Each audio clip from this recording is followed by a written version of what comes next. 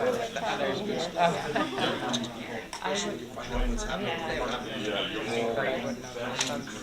at Spartan. I said, being enthusiastic, that's exactly what it is.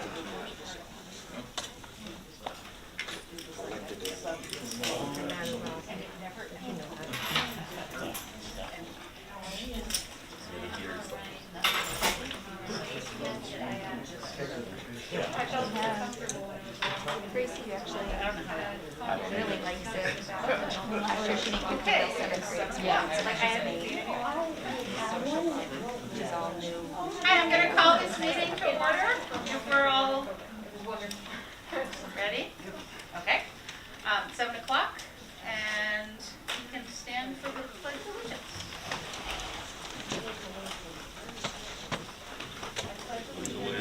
Under God, indivisible, with liberty and justice for all.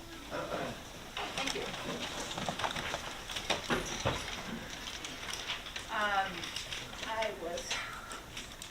I'm looking for an approval of agenda, and then we can add, make changes, or do whatever.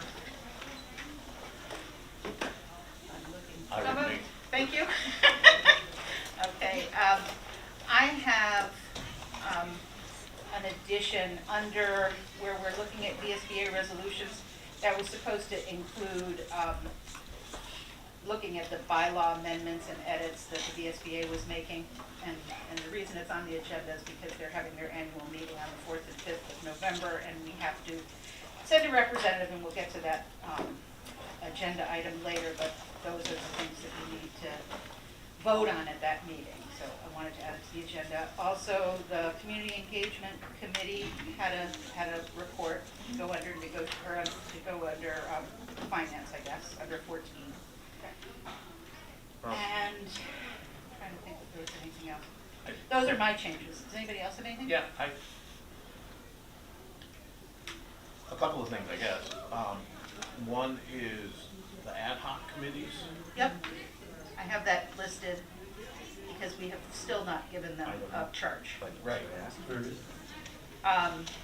didn't get put on the agenda because I don't know why. Okay. I think it just got missed So because we we didn't can deal with make- it last time and it just didn't get picked Maybe up. we can put it under transact under legal business or something. We could do that. I had a note to myself to put it under agenda building, but we can do that. We've talked about it often enough. Doesn't matter. The other question I had is, I know things went well when we met at the last meeting on the 6th in terms of board goals.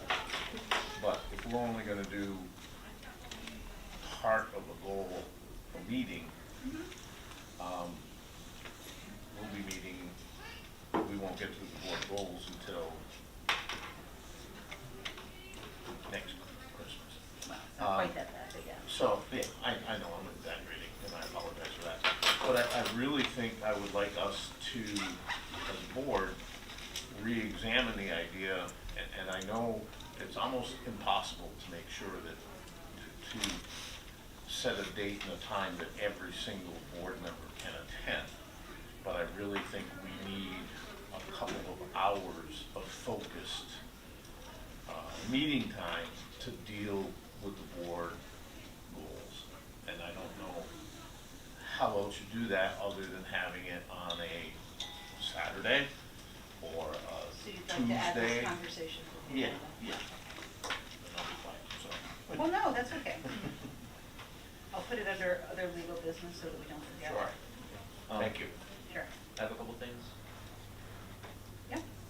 A little birdie in my ear just tweeted, do we need number 8 since David is not here? I'm assuming somebody will take care of that. Number 8 is the COVID update. Is anybody raising their hand? Jody, Brian? We can give a little bit of. Okay. Okay. The other thing is, I'd like to have a quick comment under for policy about a possible reschedule. Okay. Go under community engagement with the policy? The community committee business. Yeah, well, that's what I meant under community. I'd already added community. Oh, okay, yeah. Okay. Just Yep. Good. Is that it? yeah, that's it. Anybody else? Okay. Given that motion approving the agenda. All in favor of the agenda with the changes? Aye. Thank you. Okay. I did want to, now that we're on to public input and announcements, Dave is not here tonight. He had a family situation that he had to go home and deal with, so obviously he said go. And I wanted to absolutely not forget to congratulate and announce Karen McCullough's being the, is she in there? Yep. Okay, if we could get her attention, we're all going to, should we all sort of wave? She's our teacher of the year for Vermont this year. Okay. I think she was recording. What kind of thing is that? Let's go there. A teacher can always do many things at once. Okay. Sorry, are we too loud? No, we want you. Oh.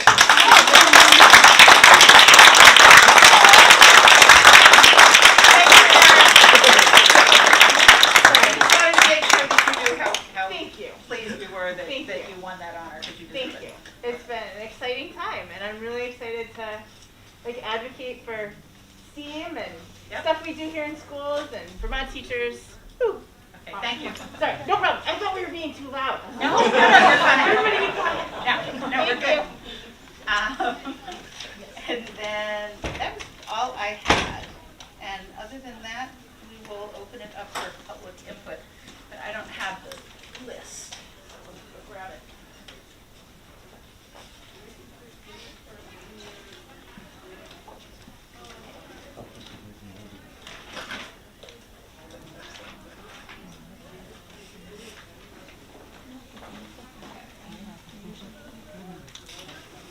So Crystal, you are first on the list. Why don't you start? Hello, Crystal Usher, Clarendon, Vermont. Just have a couple of things I want to touch on tonight. One is that I have noticed on a number of occasions, several board members abstaining from voting. And that concerns me a bit. It's my understanding that you would only abstain from voting if there was a conflict. And it appears that sometimes, I feel like anyways, that members are abstaining from voting when they feel like their position may offend the public. That kind of defeats the purpose of your sitting up there. So I really encourage you, rather than to abstain, to really voice your opinion. If you look through the minutes, it's happened on at a number of meetings on a number of different topics. Also, just around our curriculum, I understand we have a curriculum director, and then obviously Mr. Youngs has some input on how our curriculum is chosen. Obviously, there's a lot of discussion in the state and across the country in regards to CRT. I don't know what that means for our schools or our future, regardless of what side or what position you may take on that topic. I would hope that there's some type of committee or process in which our curriculum is chosen and reviewed, the books, our book reading list. How is that prioritized and chosen? I'm hopeful that it's not just done by two single members of our school system, but more of a collaborative effort to result in the best education for our students. So that's all I have tonight. Thank you. Okay, thank you, Crystal. We'll ask Jody to speak to your questions when we're done with public comment. Molly Turco.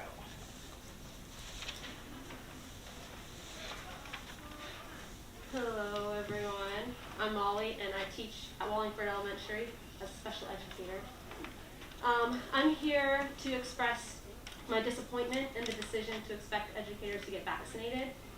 I do appreciate that we have a way forward where testing negates getting a vaccination, but I am still disappointed in these new requirements. I'm concerned about further mandates that would be coming our way. We claim to be a district that stands by equitable principles. However, enforcing a vaccine that's brand new, I do not see as equitable at all.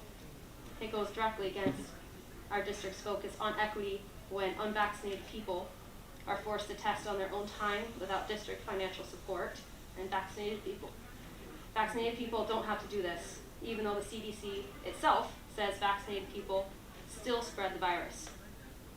Also, it's discriminatory when you will pay for vaccinated people's leave time who have to quarantine, but unvaccinated people have to spend their own leave time if they have to quarantine. I'm not one of the people who believe COVID is a hoax. I know it's very real and it's impacting people's lives in many ways. And I'm grateful that there is now an option for those who wish to increase their protection from the virus. However, not everyone is comfortable getting the new virus. The new vaccine. Sorry. There's no reasonable way that this vaccine has been tested to the level it needs to be in order to ensure there are no long-term negative impacts. Most, if not all, medications have side effects. And scientists will not know the true long-term effects until the vaccine has been studied for years. The data regarding short-term effects has not been presented in a way that's easy to access. As a young woman, I don't wish to be part of this experiment, and this is why. An uncle of a close friend in his early 50s died within 24 hours of getting the vaccine from heart failure. This man's brother had to return to the hospital 2 to 3 times as a result of inflammation around his heart. He never had these symptoms before the COVID shot. Our neighbor, who never suffered from headaches, has had regular headaches since the shot. Is this scientific data?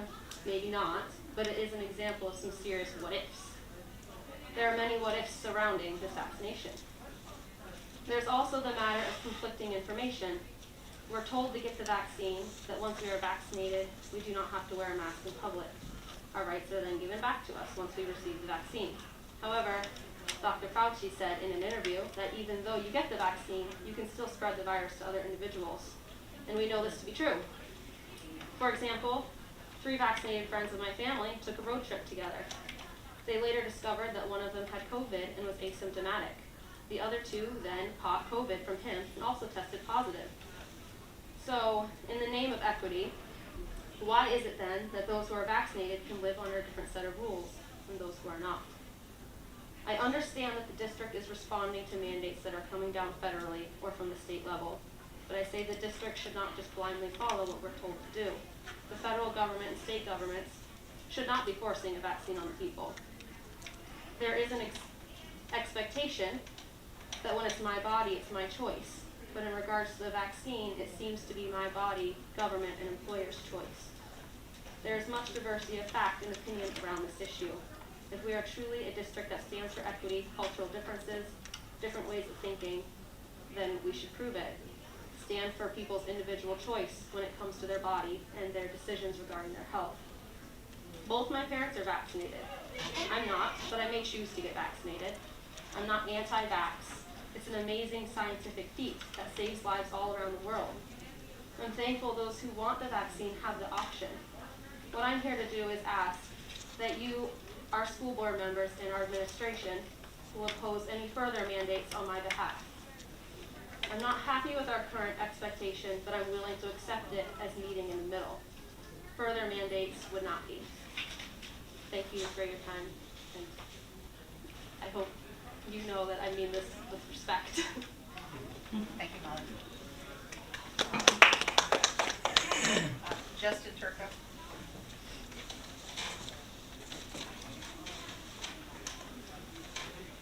I'm from Ira, and put 2 girls through school here at the Mill River High School.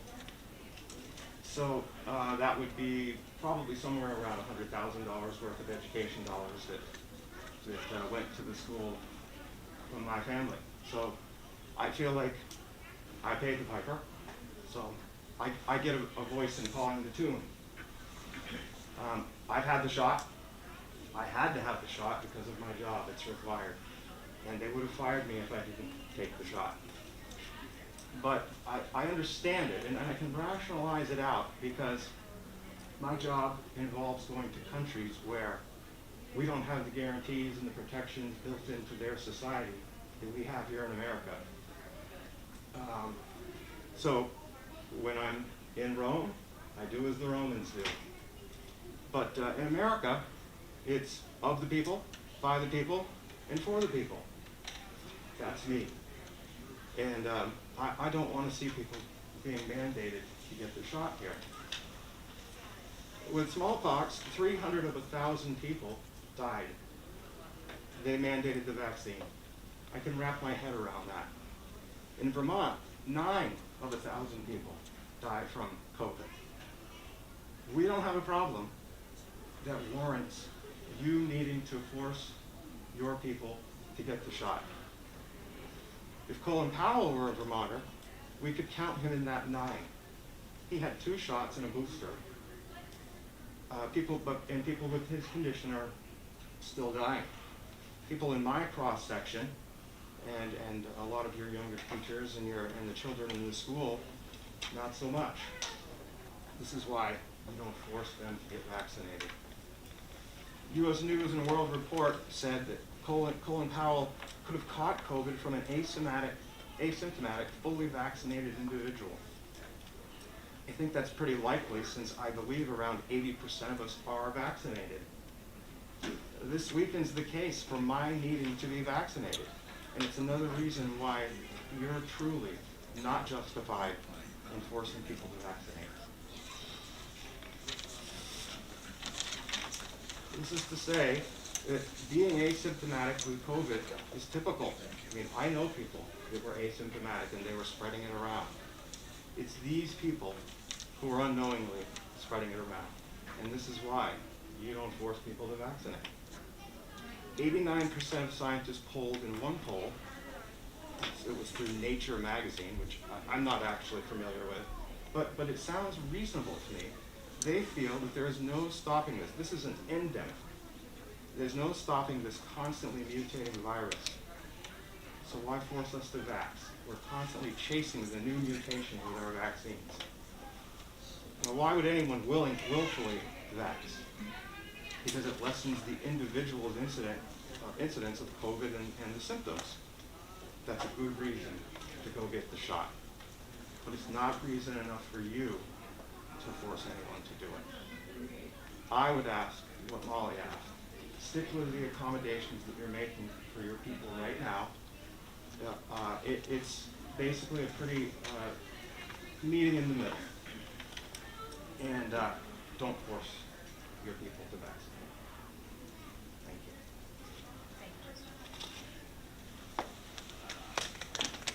Christine Dawes. Hi. My public comment for the verbal part, I'm truncating quite a bit, but I'm gonna give it to you guys, just because that seems to work good.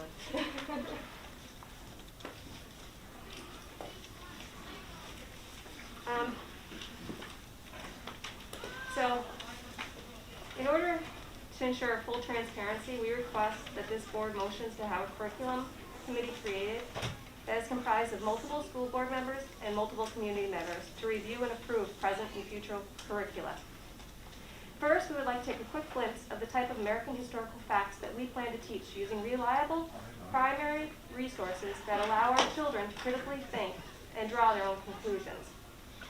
Enslaved black people were first brought from Africa in 1619.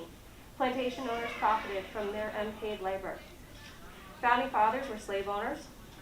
John Adams wanted independence for slaves written in the Declaration of Independence, but the South would not sign, and he left it out. Lincoln's inaugurational speech, where he states he has no intention to end slavery in established slave states, but also that he grew, he learned, and he improved himself. Emancipation Proclamation didn't free all slaves. Dr. King, Malcolm X, the Civil Rights Movement, and Barack Obama. This is not exhaustive, but the point is it's not whitewashed. It is the only reconciliation our students are taught points back to people of European descent are evil, slaveholding, white supremacy, believing oppressors. We have not taught facts, continuity, change, cause, or effect. We have dishonored many immigrants, none of whom owned slaves, and oppressed people of color. We dishonor many that fought at Normandy so that men like Hitler could no longer practice ethnic cleansing.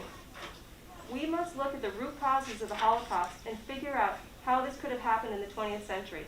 What pushed people to perform such acts of horror? By limiting our focus, just black and white, and villainizing Euro-American contributions to history, we alienate generations of good people who oppressed no one.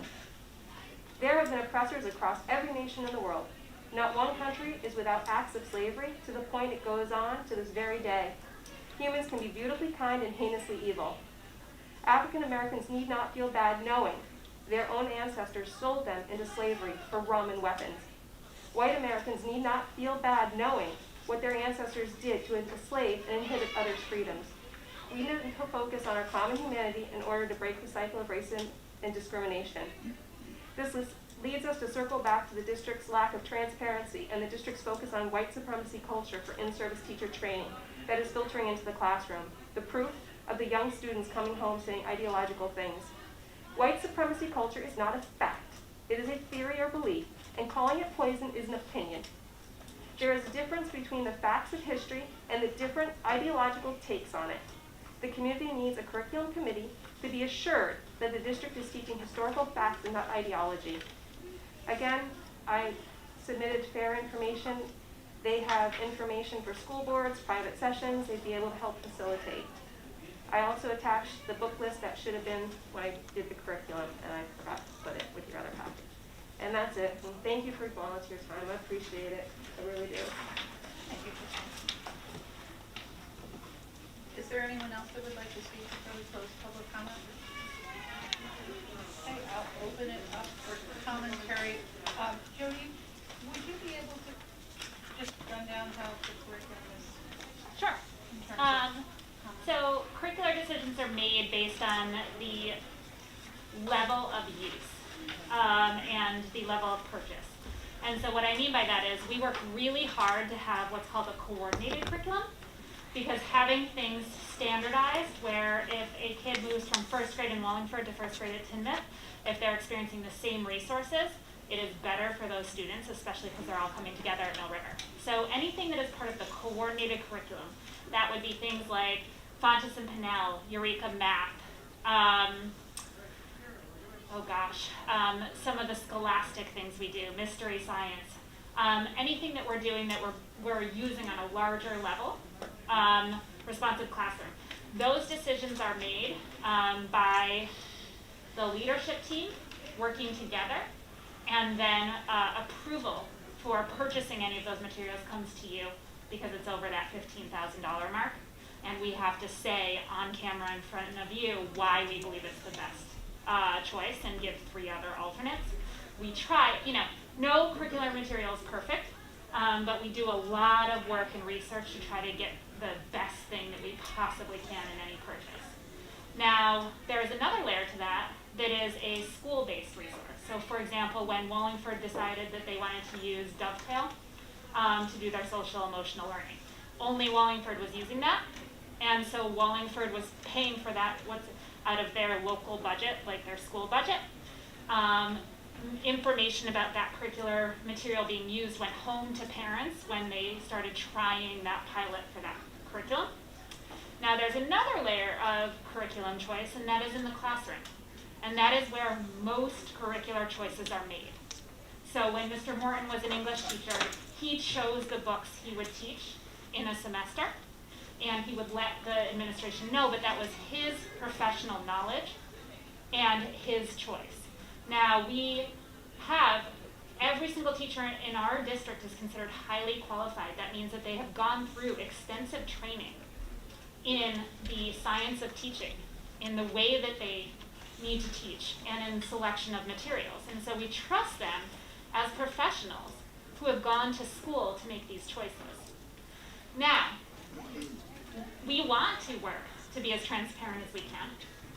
And so our library media specialists have met and are continuing to work on a policy for a clear, well, not a policy, a procedure for a clear way to have a curricular resource looked at if any member of our school community has a question about that, by filling out a special form, and then that would go to a committee. It is not ready yet because it has to go through multiple different stakeholder groups to get looked at, because we like to be really careful when we're doing things to make sure we're doing things as best as we possibly can. That should be done soon, and then that would be clearly on the website for anyone who wanted to access that. I will say, though, it is my passionate belief that our educators are intellectual professionals who are doing what they believe is best for students every single day. And so major curricular choices should be made by those with professional training and knowledge, and should be made, there's not a curricular choice that is made just me and Dave in a room. Teachers are the stakeholders, so if we're going to make any large curricular choice, we're always going to bring groups of stakeholders together. But I think it's important that we bring the community in and have really transparent conversations whenever we can. But I need to say that I think it's really important that the people that have this training, I have endorsements in being a principal, a superintendent, a curriculum director, a social studies teacher, or a school counselor. I don't know how to choose math curriculum without speaking to math teachers. I can do my research, but I need to listen to the math teachers because it is not one of my endorsement areas. And it's really important to know that our teachers are the professionals and they have that expertise. I don't know nearly as much about English as Mr. Warren does. So could you tell me exactly who is on the administrative team, On the leadership team? the leadership team? Every single building administrator, I don't know what that means. Okay, so the principals of all 5 schools, the assistant principal of Mill River, the central office administrators, that's the 4 of us, Dr. Gardner-Bosch, Ms. Simonetti, Ms. Manieri. I have to go through in my head. So what's Ms. Simonetti? So she is a member of it because she is doing some leadership-based work as our arts director. And Manieri is athletic director. Athletic director, yes. So I don't see any English teachers or math teachers on this team. So each one of the administrators do have to hold some teaching content area, but yeah, so the leadership team is not making curricular choices without consulting departments. Okay. I just want to clarify one thing you said about my choosing the books we did. Okay. It's not completely true. We used to meet weekly as a department, and we as a department decided these 4 or 5 books could be taught at different levels. Okay. And then it was up to the teacher to choose one of those 4 or 5 books that the department chose. So I didn't unilaterally go out and grab Native Son and start teaching it. Right, and I apologize. That is an oversight on my part, and that is absolutely true. And at every single department level, the departments are collaboratively choosing the proficiencies and performance indicators that will be taught at each grade level, and that those are the primary driver of the curriculum that is chosen. So that should be in their curriculum, right? If I were teaching AP English, and my curriculum that I have to write up, I list the books I'm teaching, the novels I'm teaching, whatever else I'm teaching, writing, grammar. And so each teacher at Mill River is supposed to have that, so I could see that if I wanted to. Yeah, so that's a great question. So each teacher at Mill River is currently required to give the weekly module out to students and to parents through the Google Classroom. And so that is where any curricular material should show up. We do not require a course syllabus with all materials set into it. We do ask teachers to course map what they're going to do, but that is where you would find every single curricular piece used within those weekly course modules. So I used to write the year-long Right. curriculum.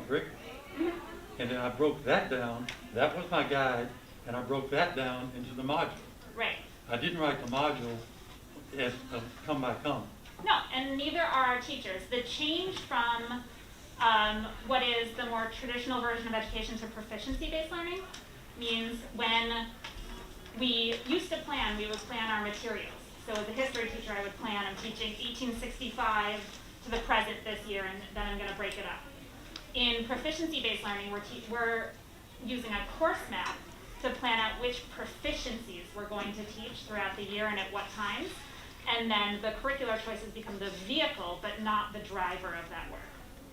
So a course map is going to say this performance indicator, then this performance indicator, then this performance indicator, and what short story or novel am I going to use within those. Right. Right.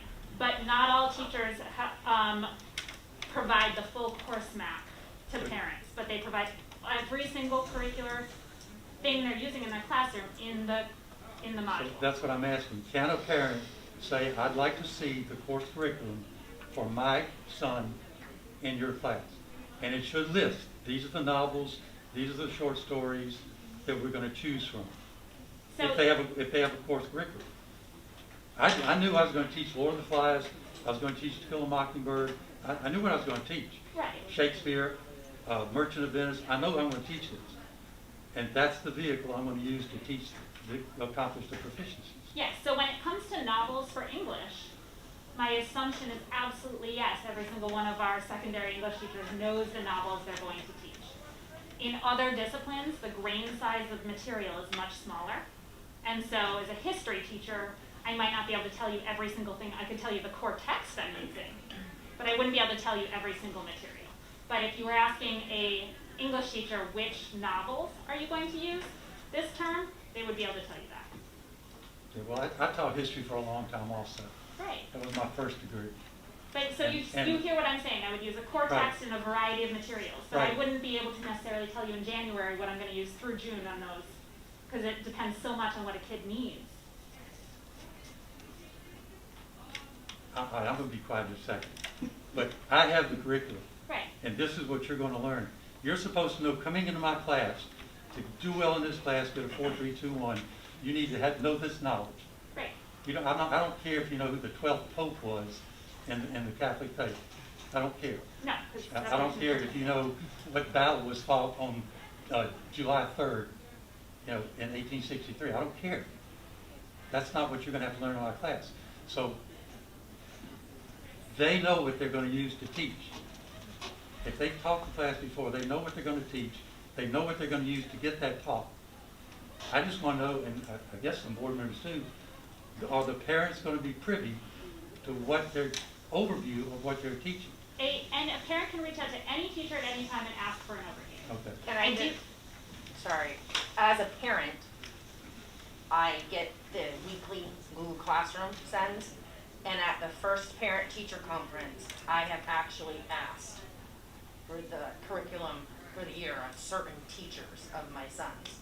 So that way I could view it with them and go over it with them at the parent-teacher conference and know what I'm gonna be looking at for like that specific class. If it's a class that my son's having trouble in, or it's a class that, hey, he's doing great, how am I gonna challenge him? Just with that window of from when school started to the first parent-teacher conference, so it is available. You just have to proactivate for your child, which I've done for the last 2 years, so. I think Christine also has a clarifying Well, question. I do. It's sort of, it's nice to hear that teaching is like construction. You get a scope, and then you get a contractor that does his means and methods.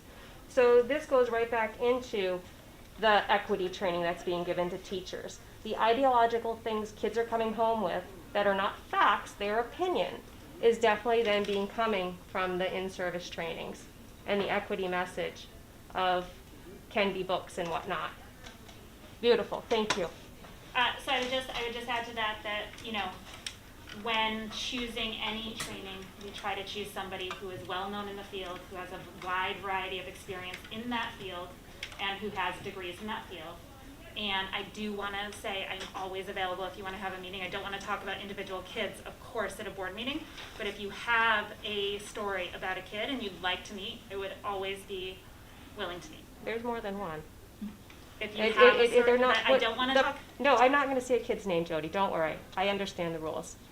The point is there's factual history that's not kind, and then there's opinion. And kids are coming home with opinions. They're too young to have the opinions yet. And that's the issue. So if teachers are getting trained in white supremacy culture is poison, don't breathe it in, that's what your professionals are going to start putting down into the classrooms. And that has been my basis from the beginning of my comments. And you just confirmed with me, which thank you, that basically teachers, and I've gotten, it's a scope of work. And then the professional comes in and puts the means and methods to it. I get it. But now I know that it is definitely coming through this equity training, that these teachers are giving information to kids that's not appropriate. It's not fact, it's opinion. So the core of our equity work is the importance of every kid feeling valued and loved, the importance of teaching critical thinking, and the importance of teaching kids to make their own opinions based on facts and good sources. Thank you, Judy. Thank you, thank you. Lynn? Yeah, just a comment. Crystal, I want to respond to your question in terms of abstentions. And I can only speak for myself. The only time I will abstain from a vote is if I wasn't here at the meeting. So, again, I'm only speaking for myself.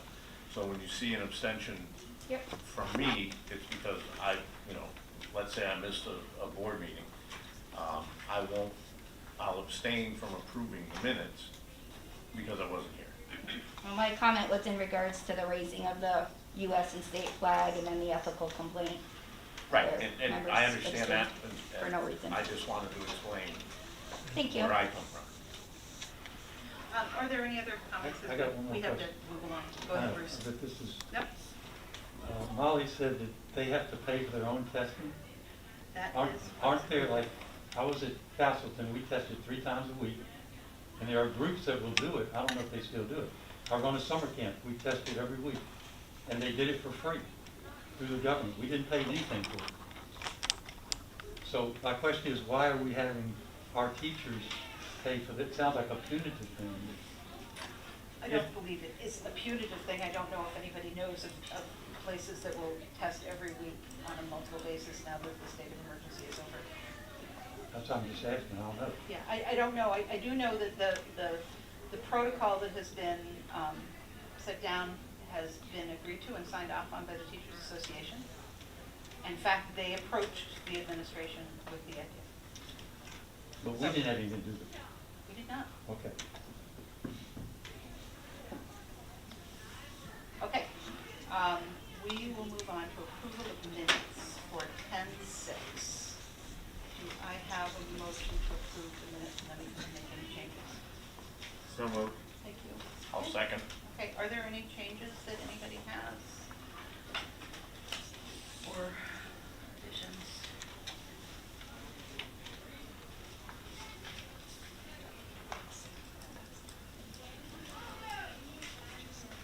Hearing none. I'll call the question. Do we approve the minutes of 10-6? Please say aye if you do. Or Bruce? Oh, yes, thank you. Okay.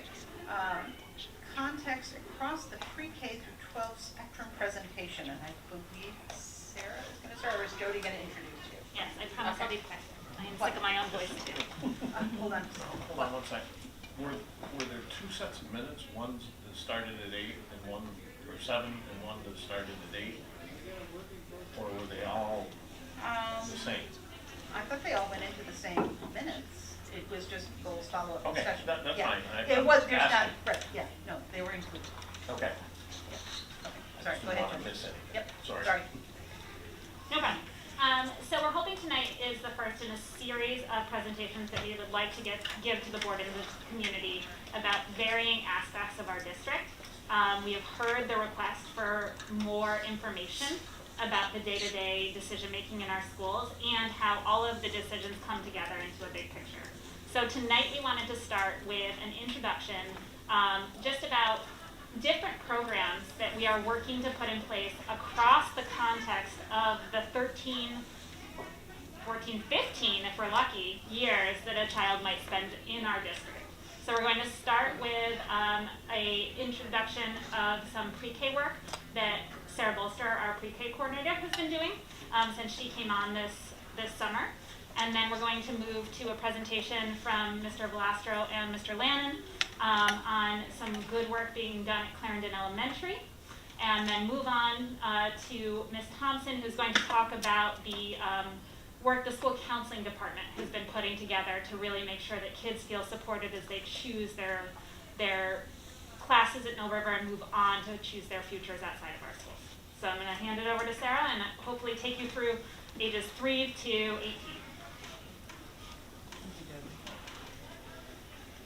So as Jody mentioned, I'm Sarah Bolster, and I'm the new pre-K coordinator from the district, and I recognize a ton of faces here since I was on the board for a while. But thanks for having me tonight. I guess the first thing I just would like to say is that coming into this position, I'm really impressed with the staff that we have in our 4 pre-K programs in each of our schools. I find them to be incredibly knowledgeable, very dedicated, and enthusiastic. The pre-K teachers, some of you may be aware, but they have to follow the guidelines and regulations from the Agency of Education, but they also have to follow the guidelines and regulations through the Agency of Human Services, which is actually a very top-heavy, very important work, but there's a lot of I's to dot and T's to cross. And that work really has been, in previous years, fallen on the responsibility of the teachers. There's a lot of paperwork that has to be done, a lot of documentation, everything from small things like outlet flood covers, making sure that there's certain water testing being documented, things that are typically out of the teacher's realm. So I just want to thank them for all of their dedication and the extra time that they put into this position. So my focus and my job is really this year to take a lot of that paperwork load off the teachers' plates, because they're with the kids all day and they want and need to be focused for the kids in the classroom and supporting families. So I've been, so far to date, really trying to streamline operational procedures. Believe me, none of this stuff is really that exciting that I'm saying right now, but it's really crucial and important work in order for us to be in compliance and maintain our regulations for our child care license, which we have to be able to run our universal pre-K program. So it is important work.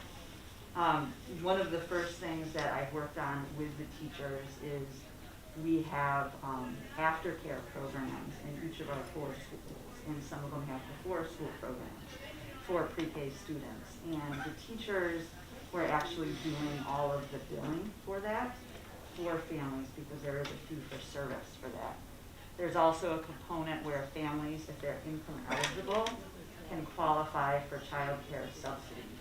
And there's a certain set of requirements that teachers have to do with submit attendance and billing the state for that. So I've taken those pieces off the teacher's plate, streamlining that, and actually have rolled it into the business office's financial software system, so we can better track this, monitor it, and kind of take a closer look really at how our programs are structured. Each of our programs is structured a little bit differently, and that is a goal of mine to continue to look at this year with potentially some changes for next school year. Some of our schools have before care programs starting at 7. All of them have programs that run until about 5 or 5:30 for families that need care for their children. The access for programs is a little bit different.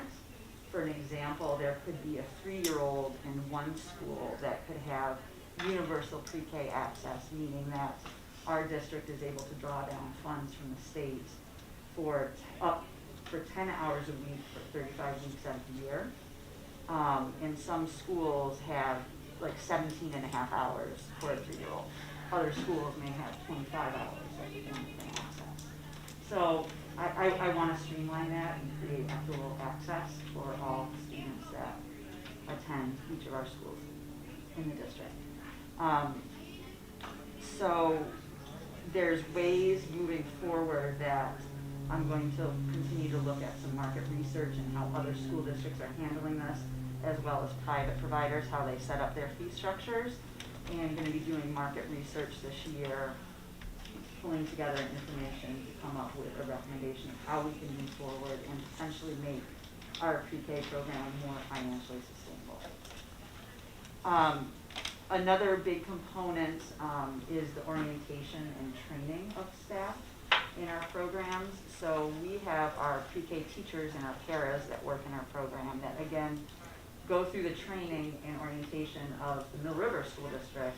But again, there's a whole nother set of very extensive training that has to be done through the Child Development Division. So I'm working on streamlining that process, making sure that it's all complete, and all the paperwork is filed that needs to be. One of the kind of the challenges that I've run into so far is that we have a lot of what is titled auxiliary staff that work in the pre-K programs, which include our specials teachers, art, PE, and then we have SLPs, OTs that work in the program that also need to meet certain pre-K requirements to be able to even go into the classroom to provide that 1 hour or 40 minutes per day of programming. So I'm working with them to get the training and credentials and everything uploaded into the system that we need to do. A little bit more exciting is we've also been coordinating our half-day early release days to be more focused as a pre-K group to focus on professional development. Whereas in the past, it's been kind of lumped in with the K through 6 or the K through 12 educational system, and it's really almost its own world for early childhood, and it needs its own professional development. So we've started that this year. One of the things that I'm really excited about is that we've gone through 8 hours of extensive training into this new tool, which we're in the process of implementing, and it's a developmental screening tool called Ages and Stages, and it's used on a national level in private programs, private childcare, private preschool, Head Starts, and public schools. And what it is, it's a questionnaire that is administered, that we will administer 2 times a year in coordination with parent-teacher conferences. And the questionnaire is actually filled out by the parent or guardian, and it focuses on their experiences with their child in the areas of social emotional development and cognitive developmental milestones. And then that questionnaire in return goes to the teachers, and there's a scoring criteria. So there could be things on there that a parent has a question or concern about. The parent can see this in a pretty black and white fashion, and it can really be able to start a conversation to be able to help support the family. This is not a comprehensive assessment. It's a developmental screening tool. So if there is something on this developmental screening tool, for example, with articulation of speech of a young child, it can be a flag for the teacher. They can begin the process of having that conversation with the parent to figure out what next steps, recommendations need to happen in the classroom to be able to support the child, or if there needs to be a referral made to special education or to another outside partner for a comprehensive evaluation.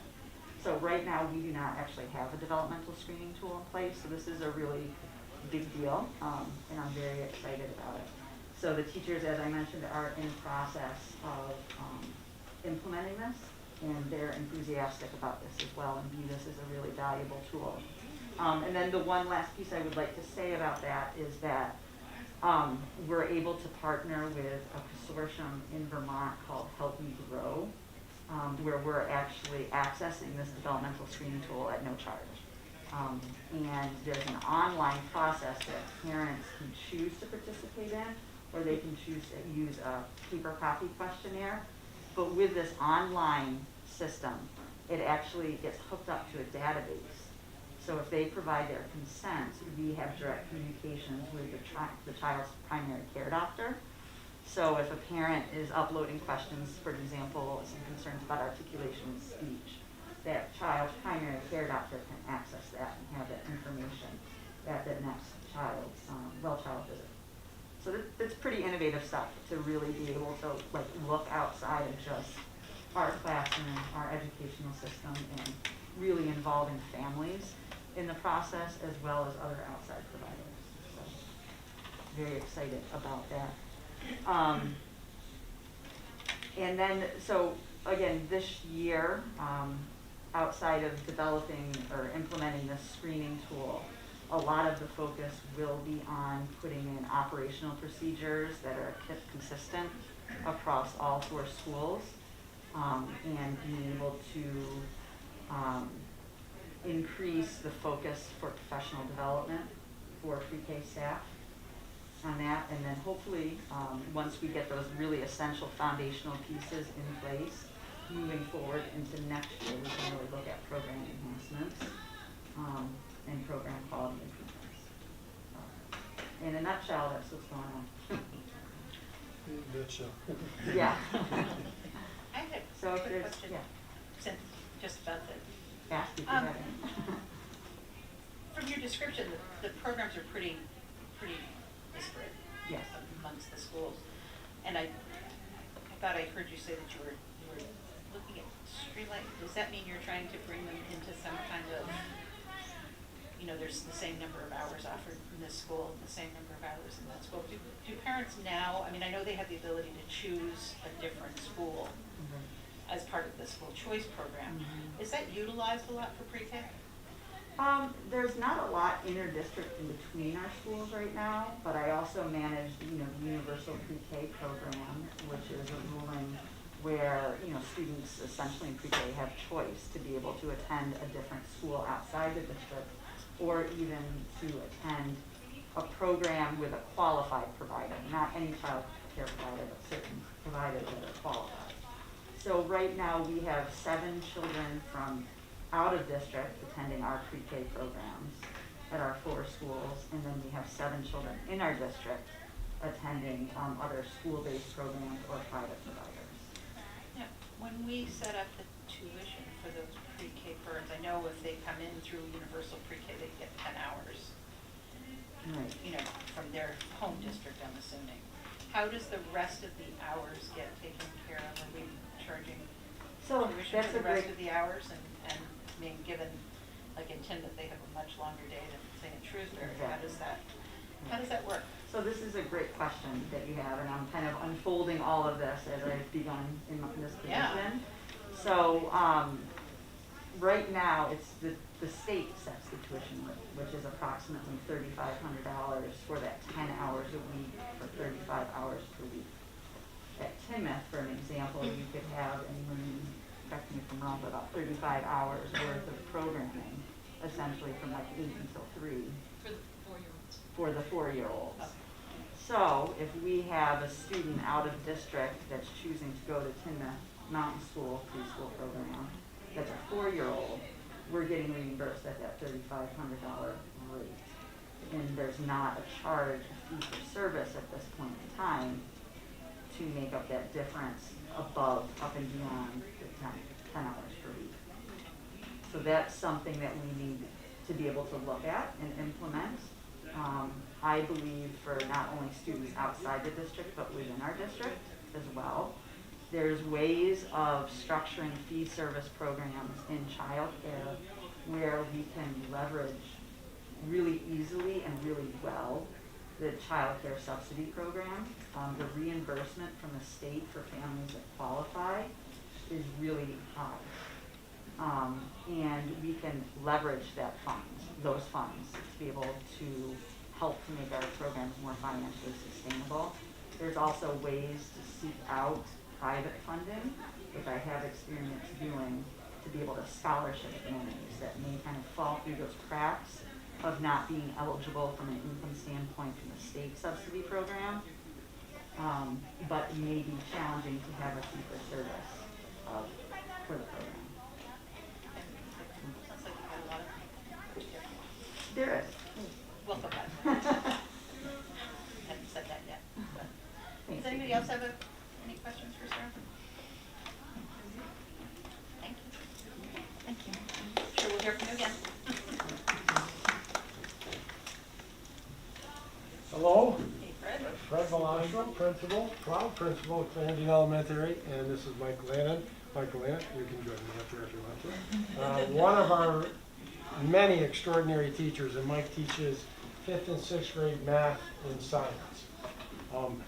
What I'd like to do is give a little brief background on where we got to this point. We're going to be talking about project-based learning and how we got there and what it's all about and what we're doing. And then Mike will give you an idea on what he's doing in math and how he's implementing project-based learning in math. And then we'll open it up for questions and answers after that, if that's okay with you.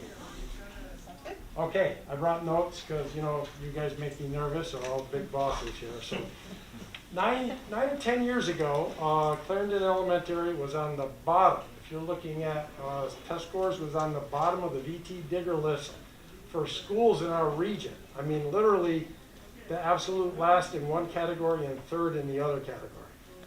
That's concerning, but one of the bigger concerns for me just starting here was the disengagement of a lot of our kids. Now, some kids, no school, did well, study, and do their stuff, but the kids that need something different were disengaged.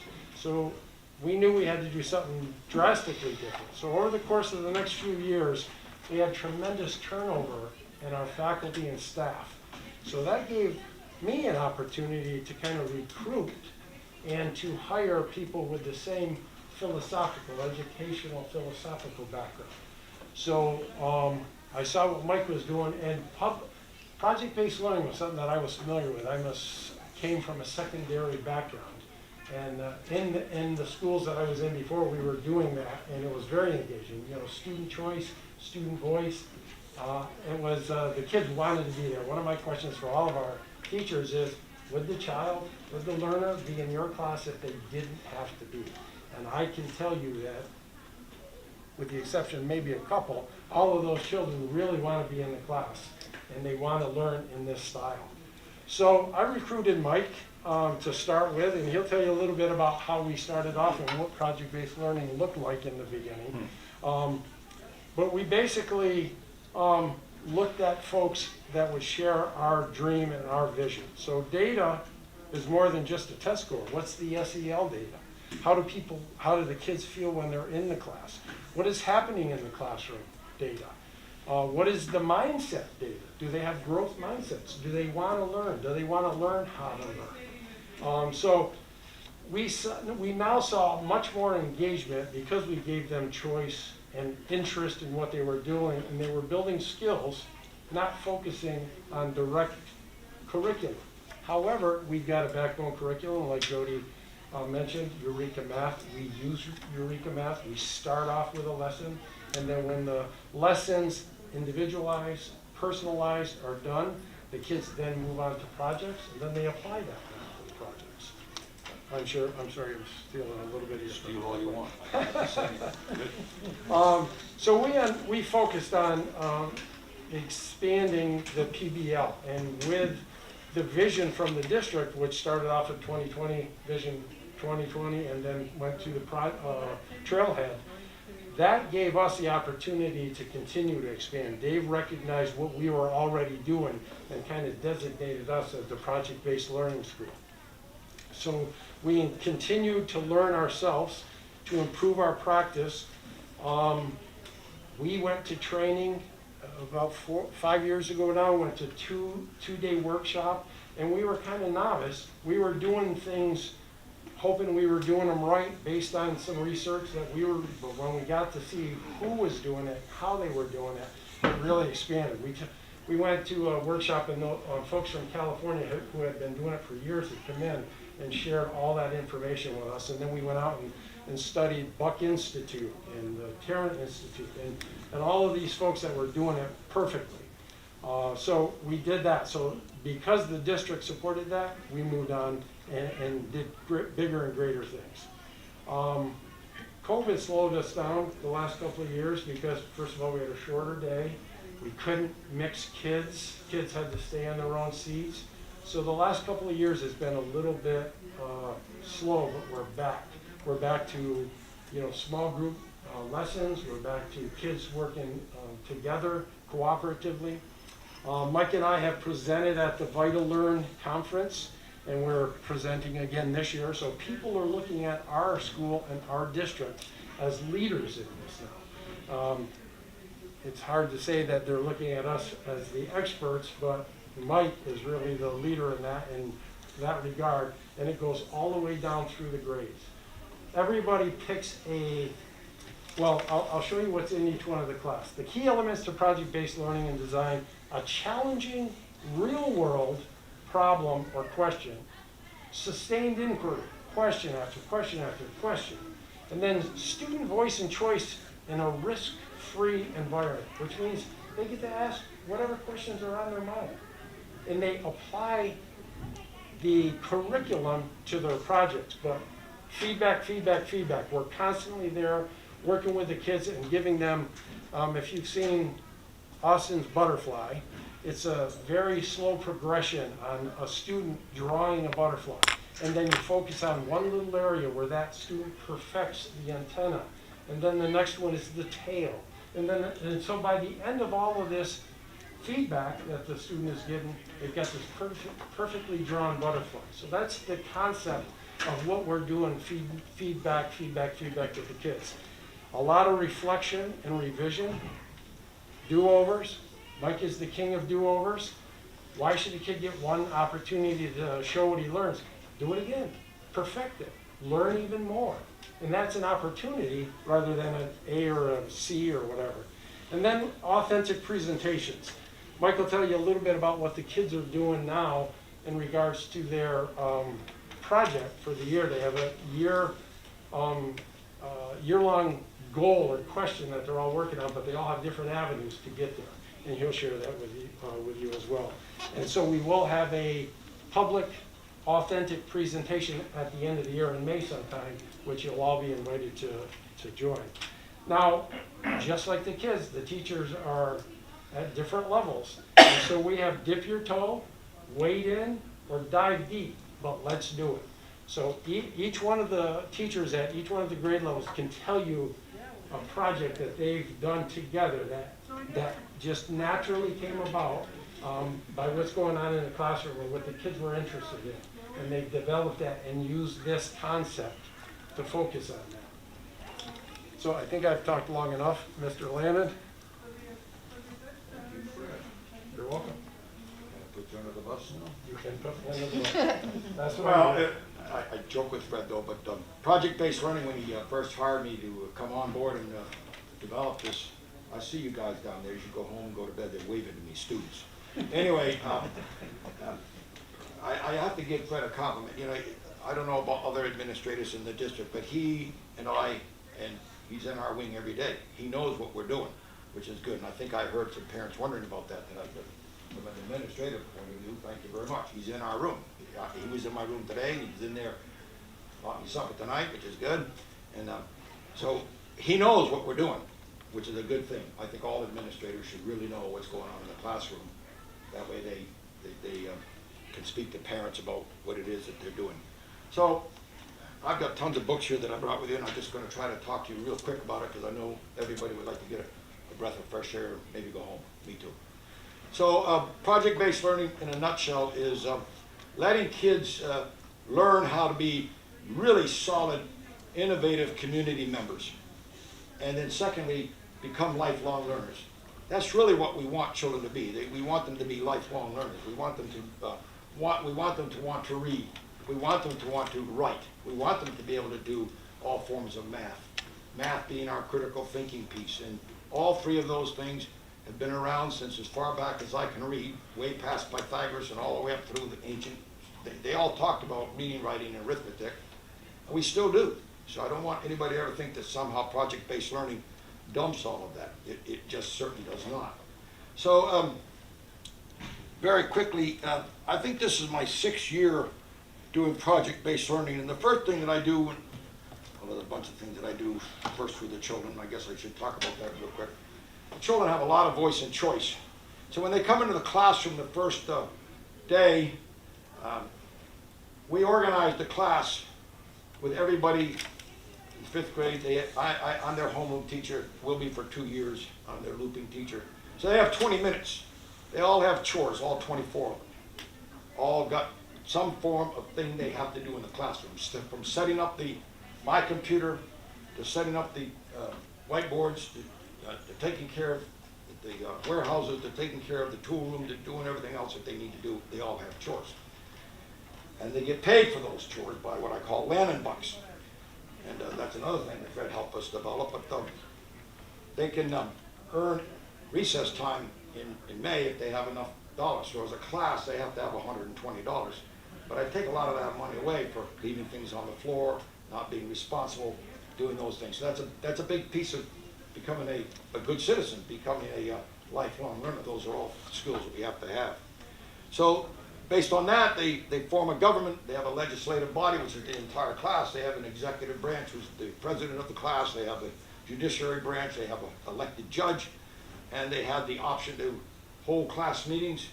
They have the option to also bring children appropriately to court if they need to. And we kind of watch over that so that it's not inappropriate, but there are times that children need to be told by other children that they're not inappropriate. So that being said, my first experience with project-based learning, Fred always said he'd know it when he saw it, but our first attempt was very much like maybe all of you know. It was a poster put on a wall. Sounded pretty good. That's what we did. Because we were learning. I didn't know what we were doing. Project-based learning, I'm really excited about it because it gave children an opportunity to learn differently than just sitting in a chair like I had to learn. Basically, when I was a student, it was sit down, shut up, and get out.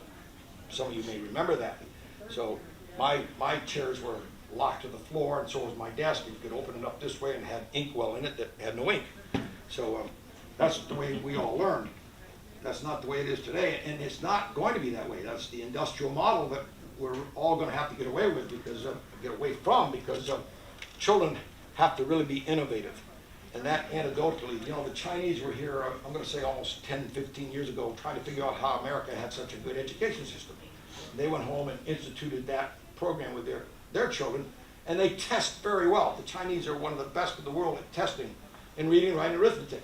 They're back in this country right now trying to figure out why they can't go from there and innovate anything. Well, one, they don't have the freedom, but two, they're teaching kids to be test takers. We're not teaching kids to be test takers necessarily. We want kids to be able to be productive, be able to find a passion that they really like. So that's what project-based learning is all about, is to find a good thing that you're personally interested in and then work from that to a driving question. So these 6 driving questions are just one that you remember, Fred, where they built the airport. That they had to tear down the mountains. One class wanted to build an airport at Rutland Airport that would land the largest airplane in the world. Well, when they got done, the engineers at Rutland, when they were building that airport over there, they all came to the class and they couldn't believe how close these kids came to the amount of money it would cost.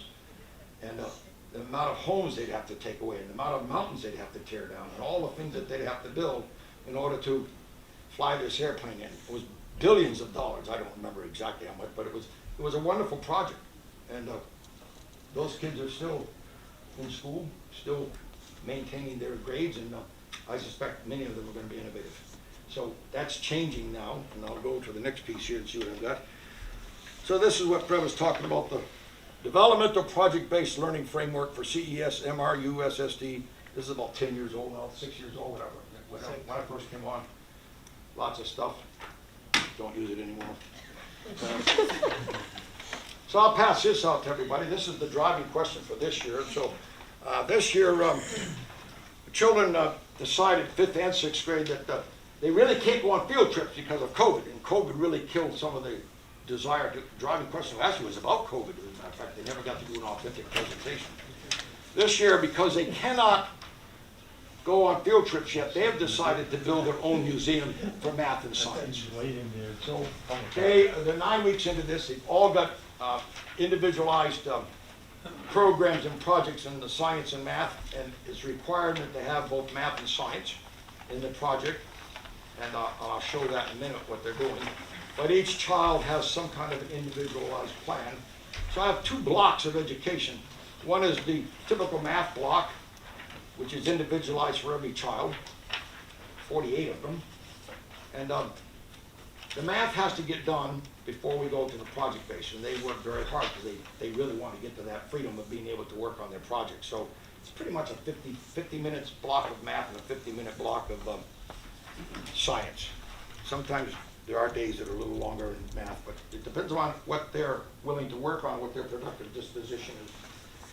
So what else? I'd like to touch base on that too a little bit, Mike. Yeah, go ahead. The math block starts with a group lesson on whatever that topic is, but then individually the kids have to do their I can statements. Each one of the kids has a 3-ring binder that has their to-dos on there, basically, their I can statements, their learning targets for the day. And that's basically It goes directly on how they test in the particular, we use Star 360. So how they test and what the testing program says that they need to do to improve. So those individual lessons are developed through that. So it's a research-based idea, and then Mike puts together the program for them right directly off, and then they work on Freckle, they work individually with them, themselves on the computer, and Mike goes around and helps the individual groups.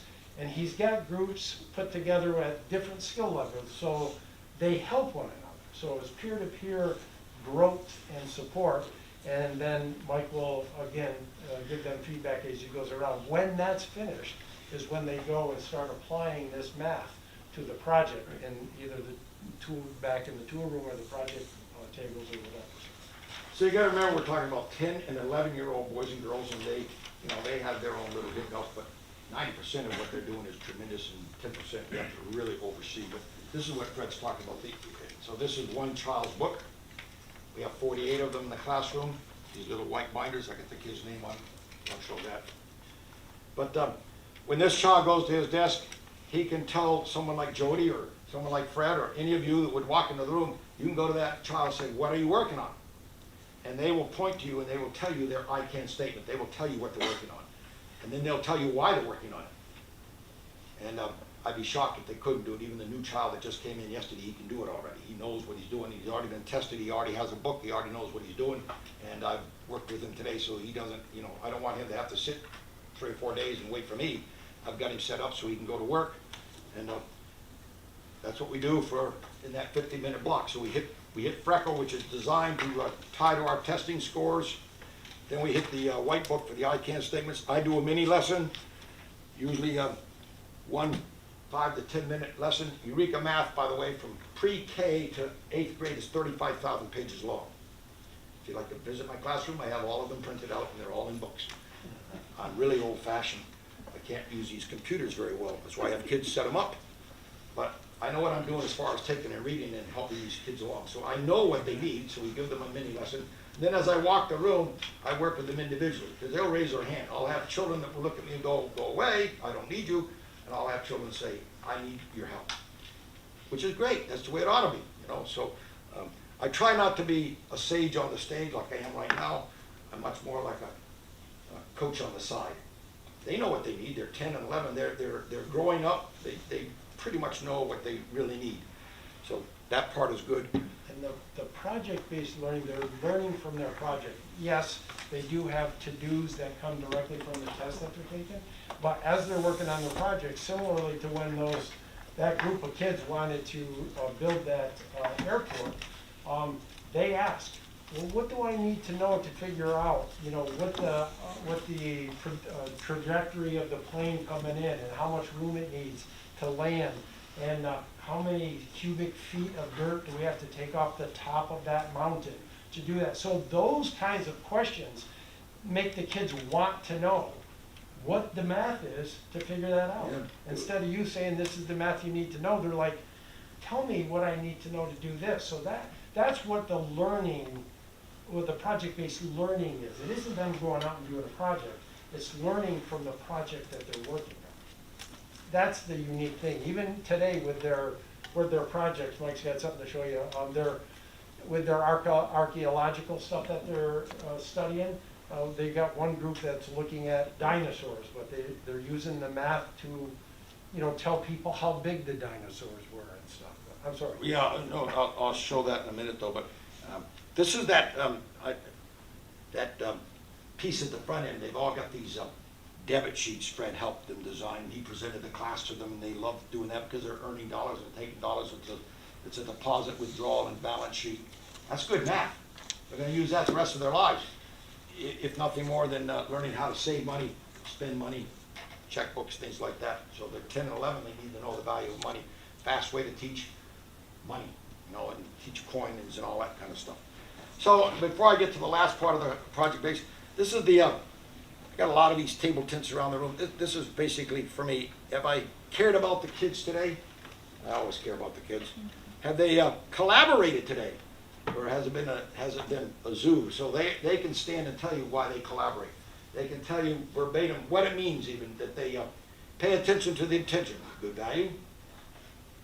Okay? They know how to build shared meaning, another good value. They know how to balance, and they know what this means, balance advocacy with inquiry, very important skill. They know how to use self-awareness as a resource. They all know who they are in the room. I've spent a long time making sure they know who they are. You know, we know who in the room are the sanguines. They'd rather do tomorrow what they need to do today. We also know who the dominants are. Big picture of the dominant, out of control, the Doberman picture. They'll bite a kid. Not literally, but they can be really, Well, sometimes. they can be really tough at the table. Are they able to critically think? Okay, that's really important. Are they able to consolidate and connect concepts from, let's say, English to science, to math? Okay, because math is easy, except for one part. You're going to see that in just a second. So in math, you basically have to just define the problem. You look at the problem, and generally speaking, you either compose or decompose the problem. That's it. You either compose or decompose or do both. And you either, in composition, you add and multiply. In decomposition, you subtract and you divide. It's pretty much math. You learn how to put together an abstract, simple abstract, 1 + 1 = 2, at least the math I teach, not 3 or 5. And then they have to do the computation. Now in England and the rest of the world, by the way, and I throw this out because I've talked to Brian about this a little bit, most of the kids in the world today are using calculators. I suspect that most of us in the room are using calculators. So if they understand the concept, most kids aren't going to do as we did in school, 7,955 divided by 72 and take you 20 minutes to do all the work. Most kids aren't going to do that today. They just, things in their world are just much faster than that. Are they able to communicate clearly and effectively? And do we celebrate their learning? That's for me. And then you've got what they've got on their desk. You've got in your hand. This is their driving question for the year and their sub-questions. And now I'm going to just finish up here real quick by just showing you what I mean, where I do that. Good, Fred. You can be the whole. So this is the beginning of this is two collaborators that are building art and math for their museum.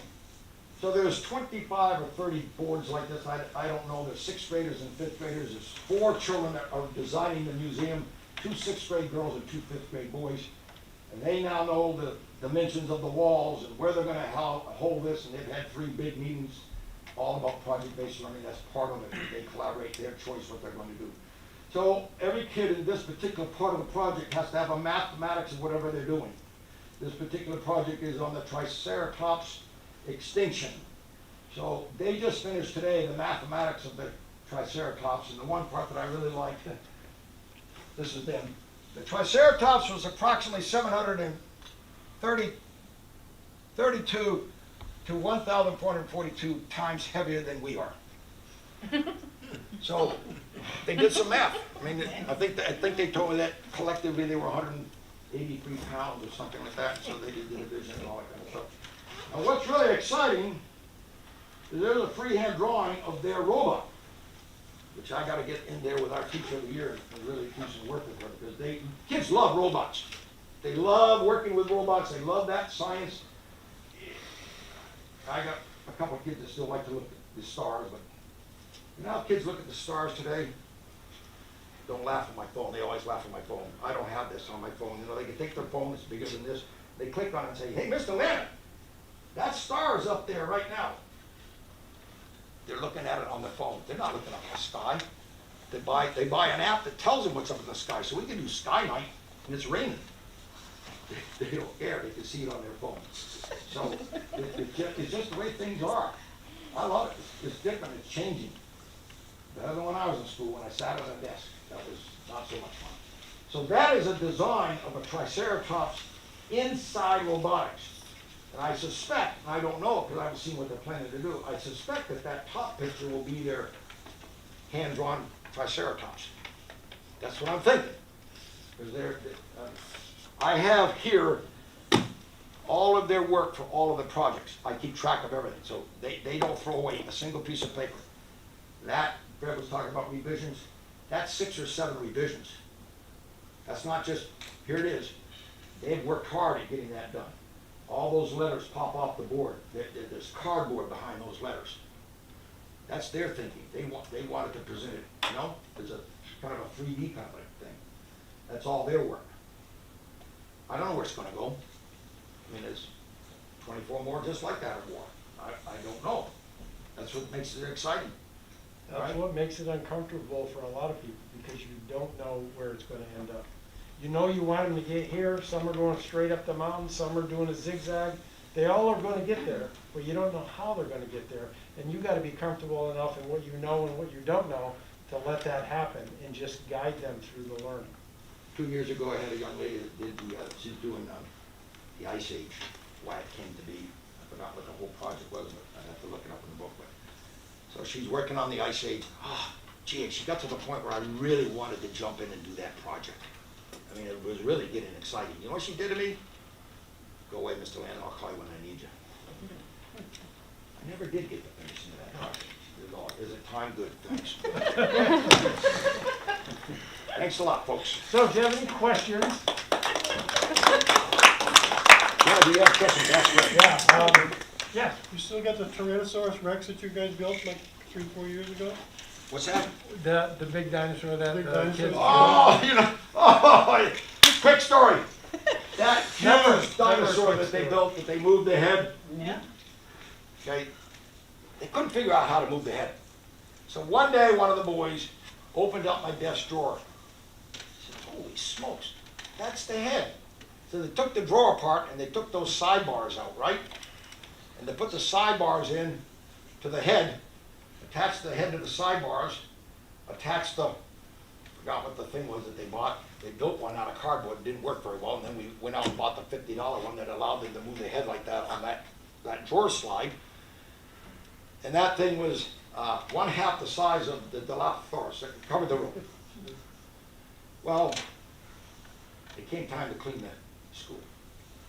And I told the children, move that dinosaur and don't break it. They had it going down the hall, and Fred wanted to move the, what did I tell you, Fred?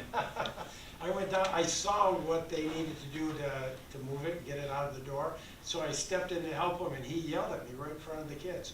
Do not touch that, let them figure it out. And they did, they figured it all out. Yeah, they got it down the hallway safely, then that some of the janitors couldn't move it, and they destroyed it. So that's what happened to it. Mike, I have to tell you that Peyton still has the robot in my basement that was completely made out of cardboard, and great. the head still swivels.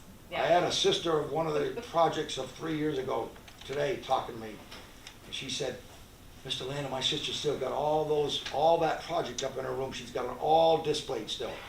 Well, what are those kids going to do with that? I don't think they're going to throw it away. There's hours and hours of work. They know what to do. They know what to do, and they get to be us as adults. They're going to be very successful at creating product, being able to build things or whatever it is that we ask them to do. These Well, kids thank you are very much. they're writing letters to the experts in the field. Many of them have come and visited the class and given them suggestions. We had that one animator who was a robotics expert who came in, gave the kids some tips. I mean, we've had the governor in, we've had the secretary in. Secretary of Education, yeah? Yeah, the governor called, well, not the governor, but the governor's secretary called the school, and I'm like, what's going on? You know, they're asking me when he can come in, and I didn't even know he was coming. The kids called me. Yeah, the kids took it upon themselves to make the contact, and this was 3 years ago now. But they set it all up, and the governor came in and talked to them about careers. It was good. And they invited the Secretary of Education. Yeah. And one of them, there's a lady up in University of Vermont that studies, she's a world-renowned scientist in the study of starfish. We had a kid that was really interested in starfish. She called that lady. Fred and she went up to that lab for an entire day. Yeah, she spent the entire day with our student. We teach them how to reach out, right? That's good. Yeah, go. What? So, does every teacher there do PBL or just you? They're all working at PBL. And they all have the 50-minute blocks? Well, I'm not quite sure of that. Fred could address that better. Yeah, in I just the know what I early got. stages, there's a lot of foundational learning that needs to go on. And so they don't have as much opportunity, time of day-wise, to do these things. So they look for authentic learning.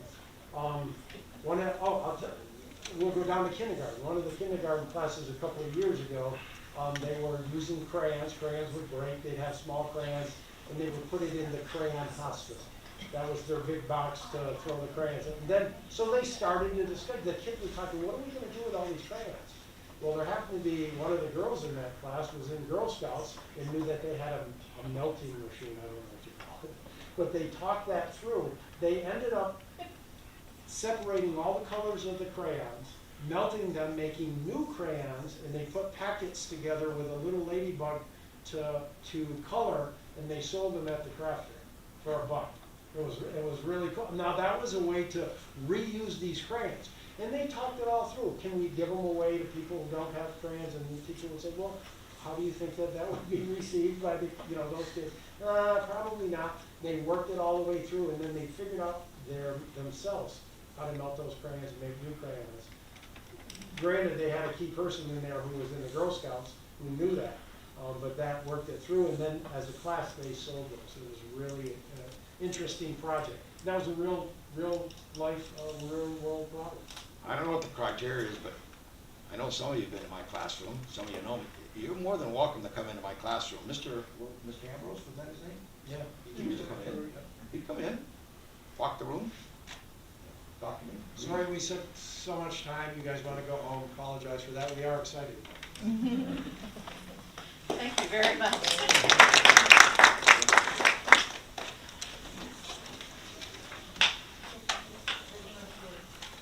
Introducing you or not? Hello, I'm Kaylin Thompson, assistant principal at MRU, and I'm just going to talk a little bit about what we've set in place so far this year for college and career readiness for our seniors. So the second week of September, right after the ad drop period, we started scheduling our school counselors to meet with all the seniors, and so in that check-in, it involved going over the seniors' current plan, what they want for help, what their next steps are, and then also after those meetings, the counselors are calling home to connect with families about what was talked about in those meetings and just seeing what they need for support. We are planning to proactively schedule 3 more check-ins throughout the school year with our seniors, but also seniors can connect with our counselors at any time if they need extra support. We're also hoping to do that similar sort of proactive approach of scheduling check-ins with juniors in the second semester so that we can start that process early, figuring out what they need and where they'd like to go to school or what they're doing after high school. Also, we have a flex block on Wednesdays and Thursdays that we're trying to use as a way to connect with students. So we've used one flex block to do an introduction to the college essay. We have also had representatives sign up to come to the school from different colleges and universities such as CCV, Castleton, UNH, University of Northern Vermont University, Hofstra, Regis, University of Maine at Farmington, University of Southern Maine, and Oberlin College right now are places that have signed up to connect with students. And so what we're doing during advisory is students are taking time to research those places and then signing up if they're interested in connecting further. On September 21st, we had our first Life After High School event where we invited juniors and seniors to come and they could connect with Castleton representatives, CCV, St. Michael's, Champlain, the Army National Guard, U.S. Air Force, U.S. Marine Corps, and some local businesses. On October 7th, we had a Fast Fun Night for seniors. They could sign up and fill out financial aid applications with the support of guidance counselors. Nate Hickey from Gear Up showed up, and Julie Finnegan from Upper Down showed up as well to help out with that. Last week, we had an irregular schedule for the PSATs, so we used that time to have seniors attend different sessions on what they need. So one of the sessions was just support on filling out the common application. Bryn Kennedy from Castleton came and supported with that. We've had teachers support with the college essay, and then students who are focusing more on careers. We had a specialist from the Vermont Department of Labor conducting some just conversations around the interview process, along with talking about resumes. We have Brad Rideout, who is sort of our career readiness counselor at MRU, and what he's been sort of focusing on in his role is giving students information on job openings, helping them with the essential skills they need to find jobs, meeting with students to help on applications, resume building, and the interview process. We're hoping to continue to make connections throughout the rest of the year, and bring in representatives from all different career paths, especially during that flex block time where kids have a spot in their schedule where they can sign up, and just to get a wider variety. And I think just as I get to know this community better, I will, be finding out more ways to support when it comes to our college and career readiness after high school. Yeah. Have you come across, seniors or juniors who hit that age and then suddenly realize, gee, I should have availed myself of Stafford? Signed up to go to Stafford? Yeah, I'm just wondering, they get to be juniors, seniors, and all of a sudden, wow, I have to think of something to do after I graduate. What do I do? Yeah, I haven't hit that yet, but there's a big push, and we just scheduled with Stafford that they're going to come and present to all of our sophomores and then fill out and take a trip over to Stafford. And they really push that all sophomores participate in that so that they're aware of what's offered. And I actually just spent some time over at Stafford looking at the facilities and talking with their counselors and things like that, but no, not yet, that hasn't come up. Okay, I'm just wondering because they're at Stafford, I'm the rep from this board, and they're talking about trying to expand their presence in all of the sending schools. Yeah. They're working out how they're going to do that, but starting even as early as 7th, 8th grade, and maybe doing some kind of a tech academy, that kind of thing. Yeah. And working with our school more closely, and all the sending schools. Yeah. To really be able to use that as a resource, so that kids don't get to be seniors and I'd like to go into plumbing. I'd like to go into being an electrician. Oh wow, I could have been doing that for 2 years and had a heads up. Yeah. If I'd really been paying attention. I completely agree with that, and I think I was so impressed with the facilities over there and what they had to offer, and it's interesting you brought that up because I just came back from that, and I was glad to have had that opportunity because now I can speak truer to it as kids approach with sort of figuring out what they want to do, but that's definitely something I can continue to sort of connect with Stafford about, not just sophomores, but younger ages. I think they're going to request an outreach. You think they're going to outreach to it? So that was you're just prepping me for it. Yeah. Art, did you have a quick question?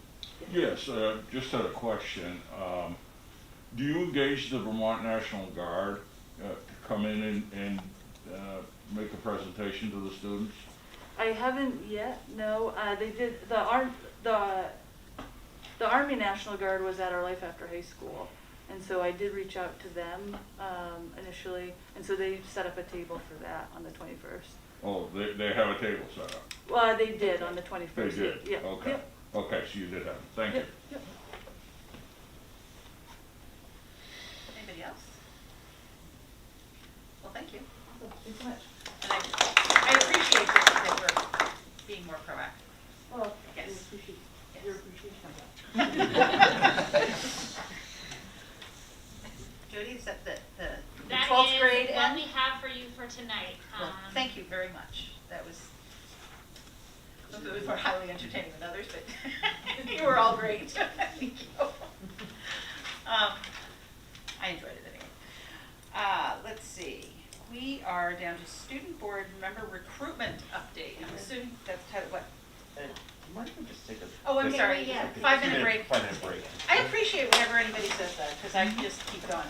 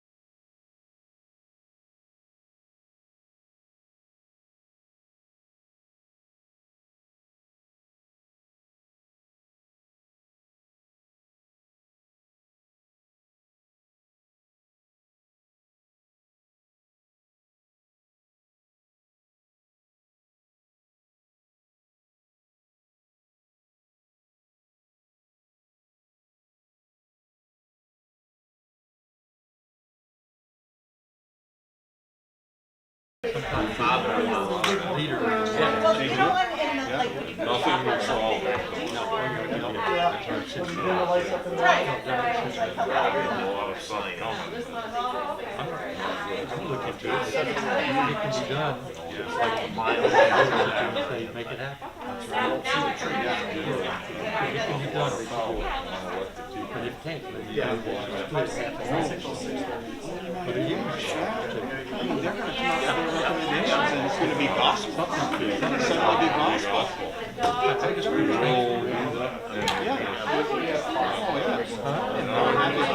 I'd like to call the meeting back to order. years ago. Oh, It's not a question. yeah. I'm not good at this. I watched Judge Judy today just to give me some We was running across the Florida and That's what she you always washed up to the climate change. Yeah, but Judge Judy's. I know, it's scary. I would love to have you. You too, thank you. No, I just did this. I got the Judge Judy step. There you go. All right. Oh. Okay. We're back to the student school board member. Before Tyler got interrupted, you got to go sit down. Very good, okay. I don't have a huge update for you, other than every single one of you are gonna receive an invite tomorrow for our flex block next Thursday to come talk to kids about being on the school board. If you can make it, our flex block is 12:42 to 1:30 roughly. And what day is it? Thursday, the 28th.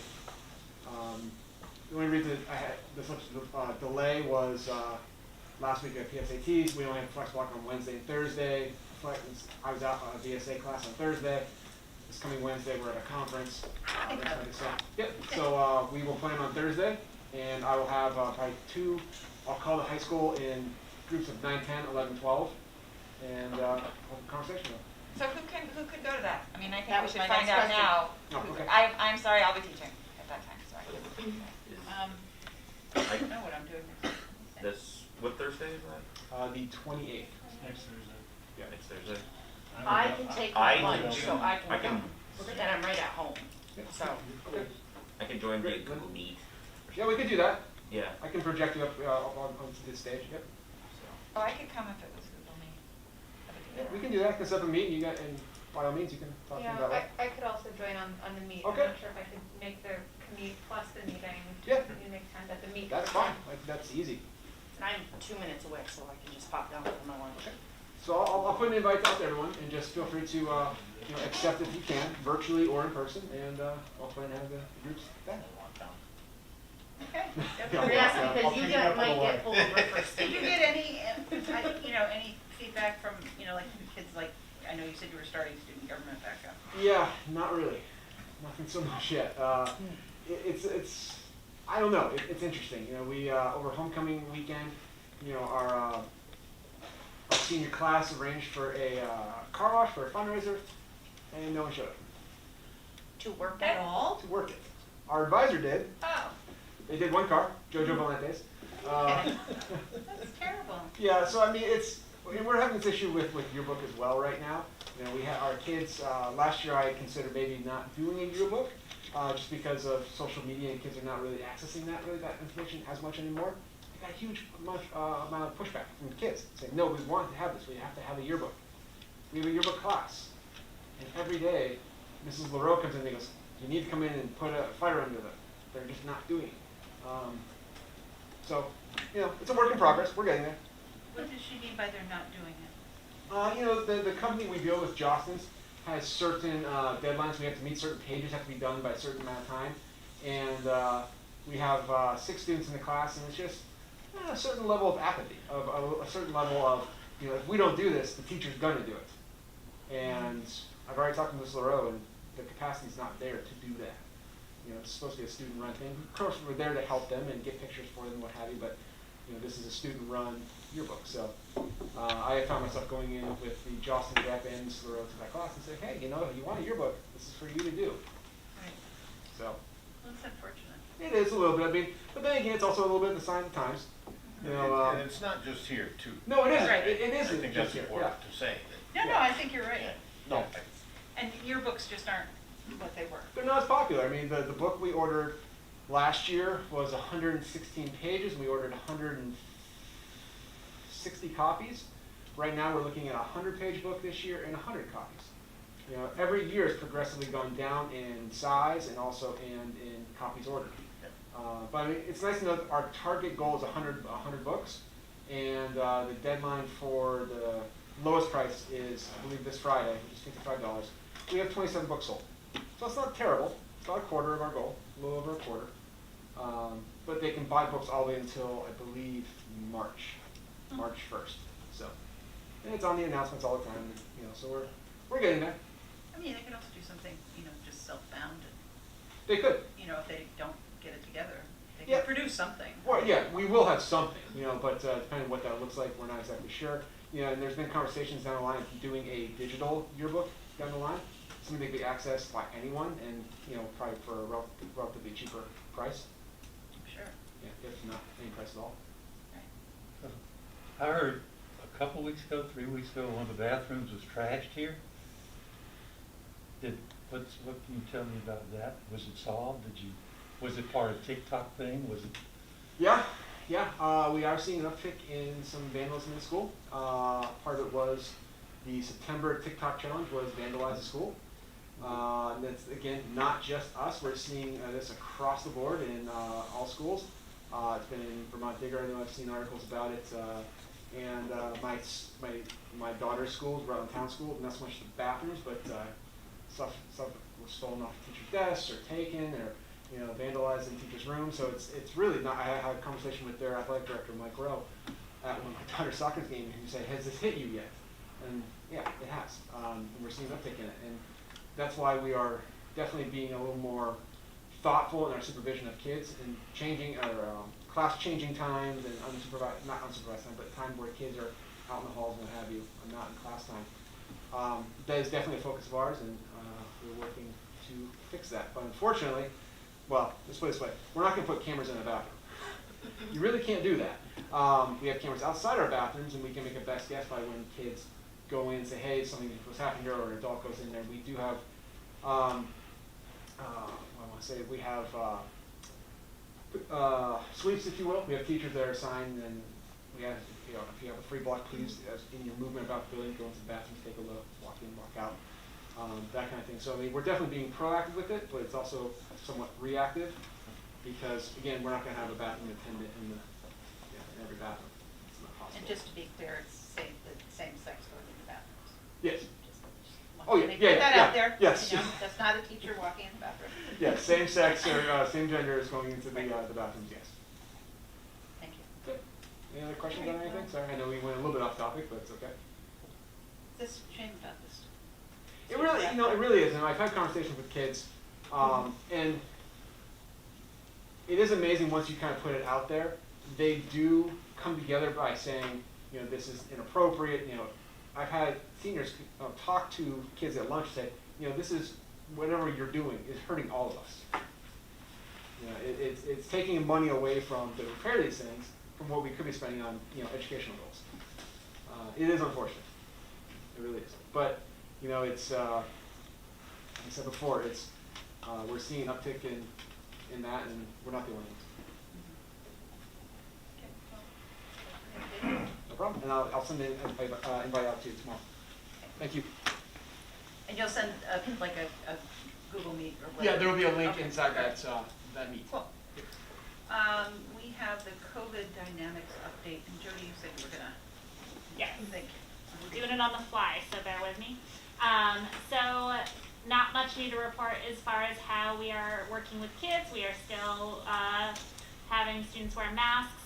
We're still taking precautions wherever we can, especially when kids are removing them to eat.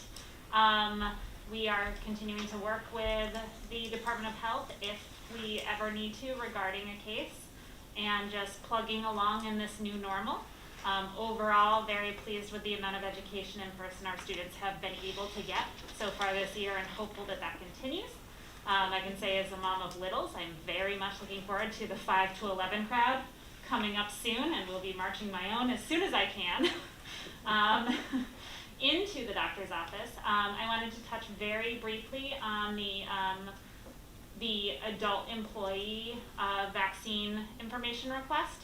So I just wanted to say that this is coming from an agreement between MRUUSD and the MRUEA, so that's the union, is working in conjunction with the district. The union did poll its members and then worked collaboratively with the district to decide on this procedure. It is likely that a federal mandate for businesses and organizations over 100 people will come soon in November and December, and Mill River really feels it's important to be proactive and to set things up as clearly as we possibly can. At this stage, those who do not feel comfortable uploading proof of vaccination will have to intermittently test. I just do want to speak to that because having children in another school and being in 5 schools, I test quite a bit even though I'm vaccinated. And so I can say from personal experience that you can go on the Department of Health's website and you can set up non-symptomatic, no-cost tests through that website. And it's very easy to do. Thank you. Okay. Could you maybe make that known to the teaching staff across the district? Yes. Because obviously they don't know. Yeah. Thanks. Okay. We have the bylaws review process recommendations, and I don't know, I don't think anybody's here to speak to that because Dave was going to. So could we table that? Is that okay with everybody? So moved. I was just going to do it by consensus, but yes, thank you. I appreciate that. Okay. And now we are board meeting structure discussion and elementary school visits. I'm not really sure where we want to go with this. I know there was conversation that we really wanted to keep meeting in other schools, but I also don't know when we wanted to start it. Jay, you were a very vocal supporter. I mean, I am too. Yeah, I'm just not sure what's the board feeling on, we're trying to still, we have to talk about goals discussions and trying to do that. I mean, I was going to do that under the agenda building, but we could address that here too. Maybe that's a better point in the meeting to talk about that. And we maybe, Go ahead. my thought with the winter and stuff coming, and I know that we still need to talk about if we're doing a hybrid or not hybrid so Brian has time to prepare. Can we maybe push it like to next meeting so that way we can clear like what we're doing? If we're doing like hybrid or not hybrid, then we can. I guess that's a question, Brian, we can ask you, and I know we probably asked you last time and we've all forgotten. How much more, if we set up like one meeting a month where it was going to be a mostly hybrid, or mostly virtual with just a small hybrid component? Because we were talking about it being wintertime and maybe not wanting to come down as often, or if there was a snowstorm or whatever. I know you can't just do it on the fly, nor does anybody necessarily want to come down to the person here, that you'd have to have to comply with the meeting. If you've planned it in advance, I don't see any issues. Just having lead time, and I think, so board members know and can be in the right place at the right time so that our staff can do the same, and I think so the public can, because my big concern is somebody's gonna miss the note if something changes. So if it's been planned in advance and warned that way, I'm comfortable with, if you're thinking about, hey, we'll do one hybrid and then one in person each month, I think that would work. What do people think about that? Because I mean, you'd need a week or so in warning, right, Brian? Yeah, how long do you need for planning? Like, you know, I mean, it'd be better obviously if we just said the second meeting or whatever, Yeah. but if that's not how we're gonna do Yeah, it. and I wonder, how would the, For PEG TV. am I exaggerating in thinking that the public might get frustrated if things flip back and forth a lot, or last minute? I or- don't understand why we need a hybrid at all. You're all here, we're here, what's the problem? I do think we've had some public who have expressed that they wish they could join. I took a phone call actually with one person who was talking about how they would appreciate hybrid, but. And some of it's because people don't wanna wear masks, and they would prefer to have a hybrid, component. Well, we're trying to be responsive, Yeah. you know? And if, I guess really my question is, how far in advance would you like to know how the meeting's gonna happen? For it to be reasonable and not confuse people? So does hybrid mean no one will be here? No, you can have in-person people, so you could join in person, or you could go online if it's hybrid. That's what they mean by hybrid as opposed to So we'd have virtual both or in options. person. Okay. So in this room, we're all in But person. the board's all gonna be there. Not No, necessarily. not necessarily. Yeah. We would have, there's a setup for a hybrid meeting in the conference room over there where there's a big screen. So you would be able to see board members. You wouldn't Yeah. have to sit in front of a computer on your own. You would just sit But there. my feeling is you lose something when the board isn't here, when there's not that back and forth. To me, if you wanna have hybrid, you know, the people are watching it now, right? I mean, they can watch it on Yeah. YouTube. I think So, I mean, for the people, I think folks are wishing that they could interact more and not Interact. just watch. well, can you set up something where they would interact with the boards all here? That would be up to the board, because everything Yeah, we've I'm just discussed throwing so it out. far. I'm just giving you one guy's opinion. Well, that's there's all. also. Sure, no, I appreciate it. Yeah, there's also concerns with people on the board that have small children or children that are home by themselves. There's people on the board that are over 60 years old whose eyes aren't getting that much better and aren't terribly thrilled about driving. It's me, I'm not talking about anybody else, don't look Me me too, up for that that bad. matter. You know, I mean, I wouldn't mind not having to go out as many times in the evening as I have to. And if it's possible to do, I think that it's something we need to at least discuss. It's possible, just do virtual and never show up at all. No. I sort of think we need to be here. I mean, I haven't missed a meeting other than one I'm in not the saying last year. you have, nobody's making any accusations. No, but I'm saying, I I'm don't just think saying, it's I me. think we need to be here when the people are out there. Okay, well. Unless well- there's a snowstorm or some dramatic reason we shouldn't be there. Well, I mean, then we wouldn't have a meeting because we can't just call a hybrid meeting because it's snowing unless we have a big, you know, warning of that. But there's other people. I know we had,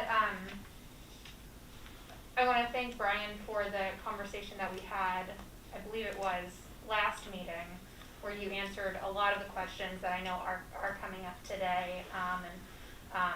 You know, there's a lot there too if you'd like to take a look at the last meeting. And again, Brian laid out, I think, the technical challenges and I think the ideal technical scenarios versus not. And I do remember you saying that, correct me if I'm wrong, but that if we are, let's say that we have those 1 or 2 or 3 people who, for whatever reason, are going to be having that trouble in the winter or whatever it is, the reasons that people have requested.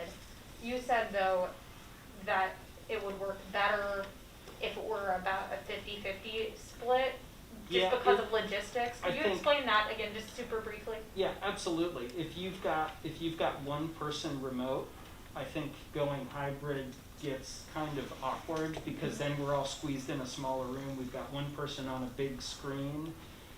If one person's got to be remote last minute for some reason, I'd say call in on the phone. I agree. And the logistics are simpler because we keep this space, we do things as normal.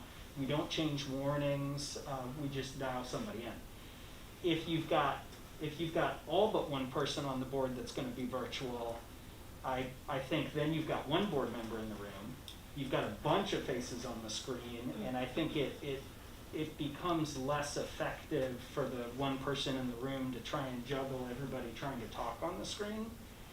So to be able to have, if you've got 5 people in there in person and maybe 5 people remote, then the board chair can manage the conversation, I think, for both sides a little more easily, where if it's the board chair and everybody on the screen, then that's a lot of logistics you're asking Adrian to try and pull off, if that makes sense.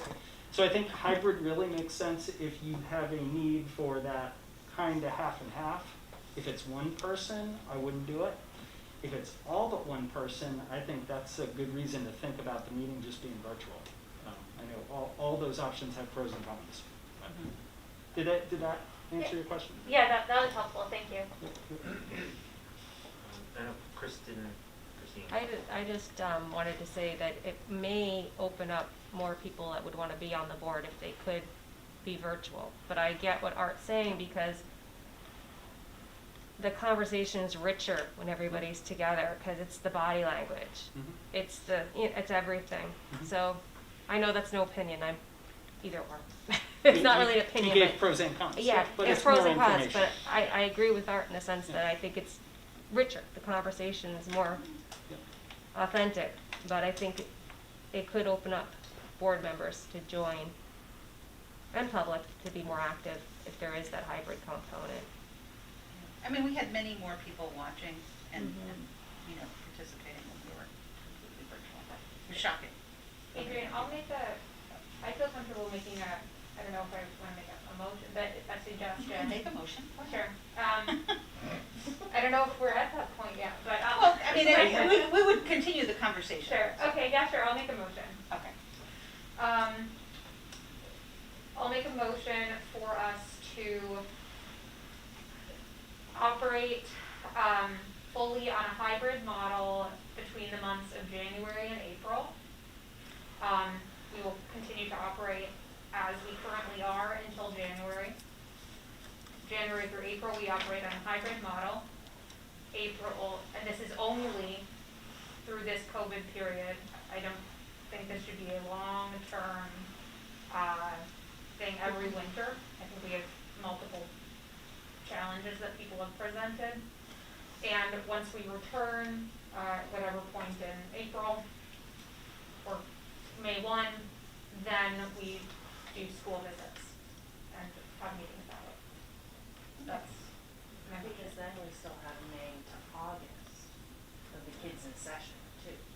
Well, May, June. May through December. Sorry. May through December. So there's Right, and there's then a that portion fall. where they are in school, but then we're also still hitting those we're arriving in those communities Towards the end of in the summer as well. I mean, it's really 8 months where we are then there active in the community so that we have increased accessibility.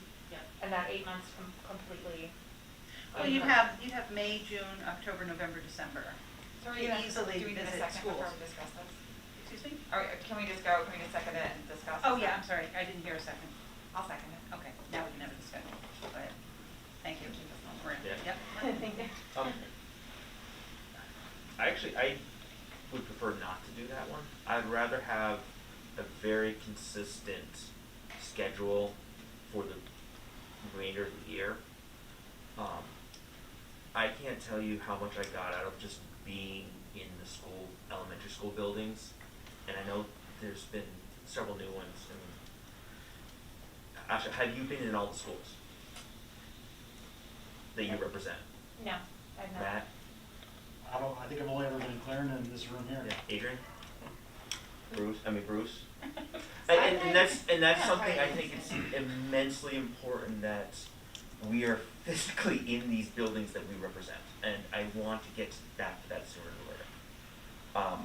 I'm also someone that thought there was a lot of benefit that came out of us when we were remote and meeting. I mean, there's some stuff that we missed just by talking there, but I think the community engagement increased when we did that. My proposal, what I would love to see is, we have 2 meetings a month. Maybe the first meeting is a hybrid meeting in the other room, and then the second meeting is a rotational thing between all the schools. If it's bad weather, we don't go to the school.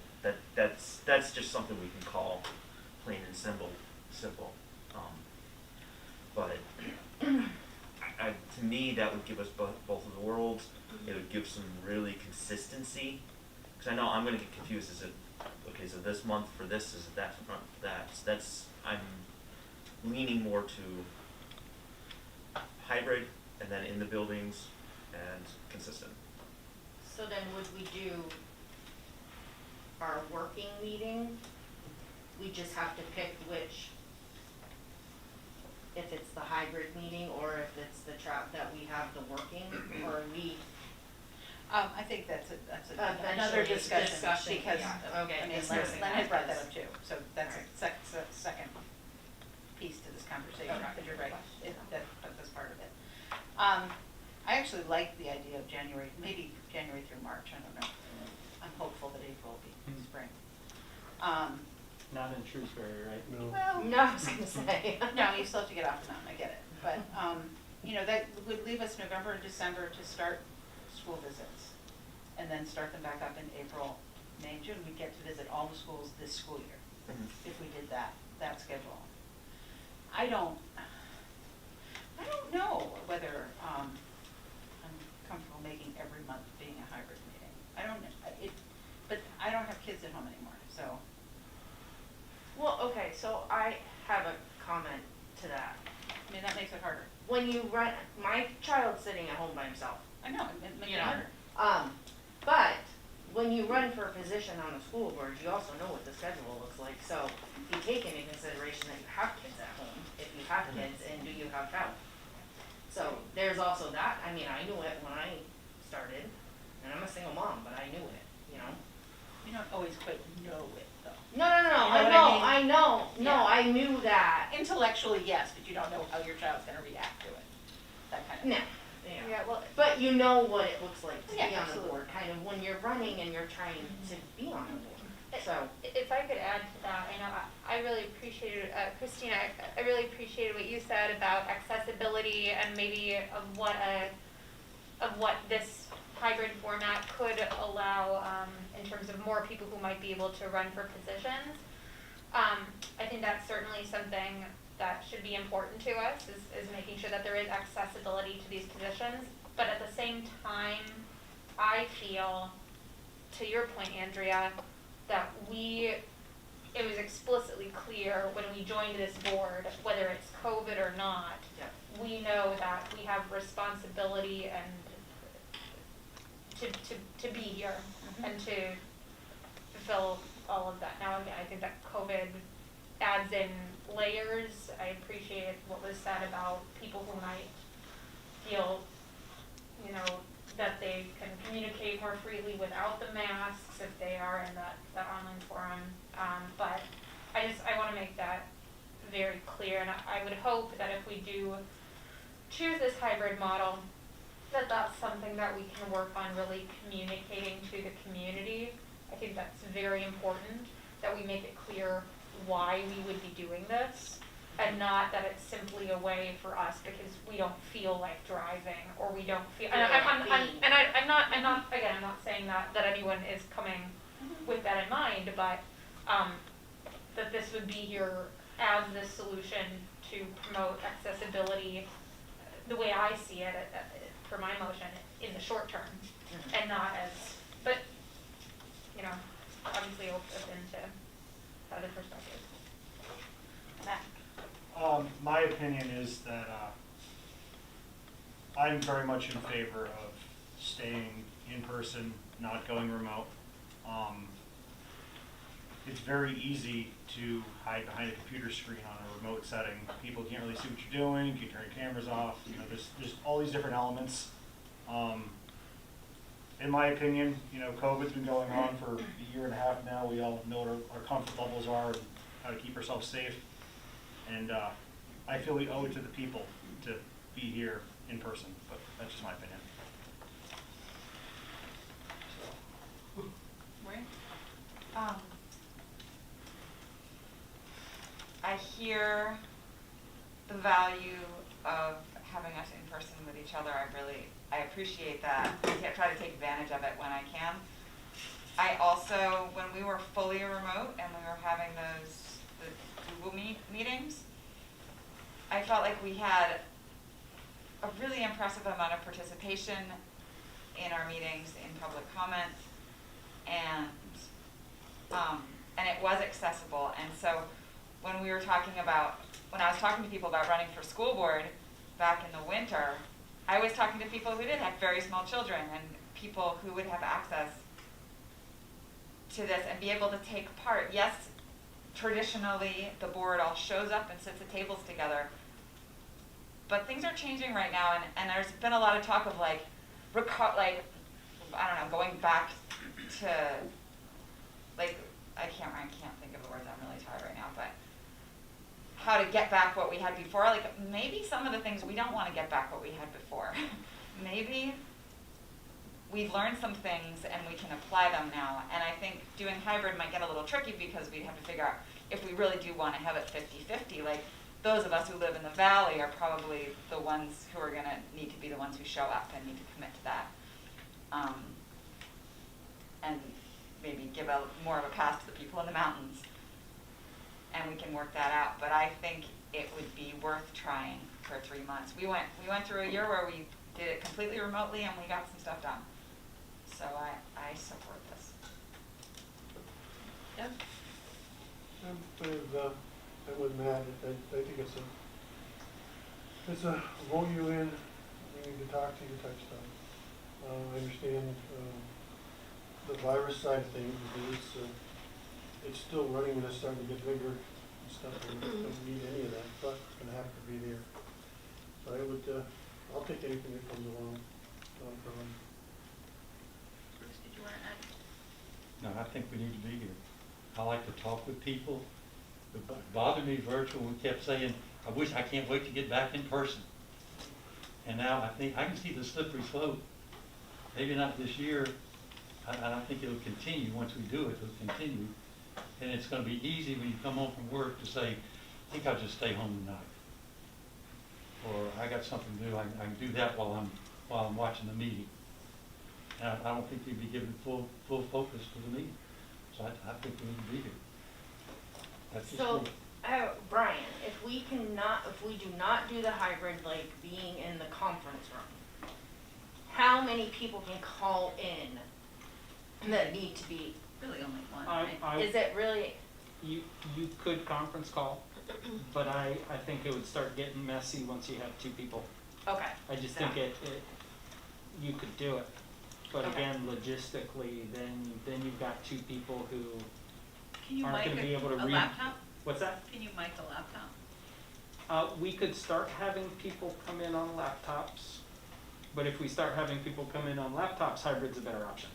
Is that, you Yep. see where I'm going? Yeah, I do. We could do that. But the more laptops you get, the messier it gets, and that's why that setup's. No, but if you had 2 people. Yeah, if you had 2, you could. Yeah, yeah. Okay, I just didn't know like the capacity on one. Yeah, no, I get it. You know, Yeah. if it's 2 people, why can we just have 2 people call in? Yeah. You know, and then we Yeah. don't have to worry about Yeah. moving everything. Yeah. The You could only do that. thing that was hard, I went to a Was this few in Wallingford June? Select Board meetings over the winter, and it was Zoom, and so they would have one Zoom account for the people doing that, and you couldn't see them, so I could never tell who was talking, and that's the problem when you have multiple people calling in. Clarendon. To remember to identify who's speaking, it's hard once we get rolling to do that. And to get their feedback, because if they're just on the phone, there's no hand to raise, or, you know, they have to interrupt basically, or you have to remember to ask. Yeah.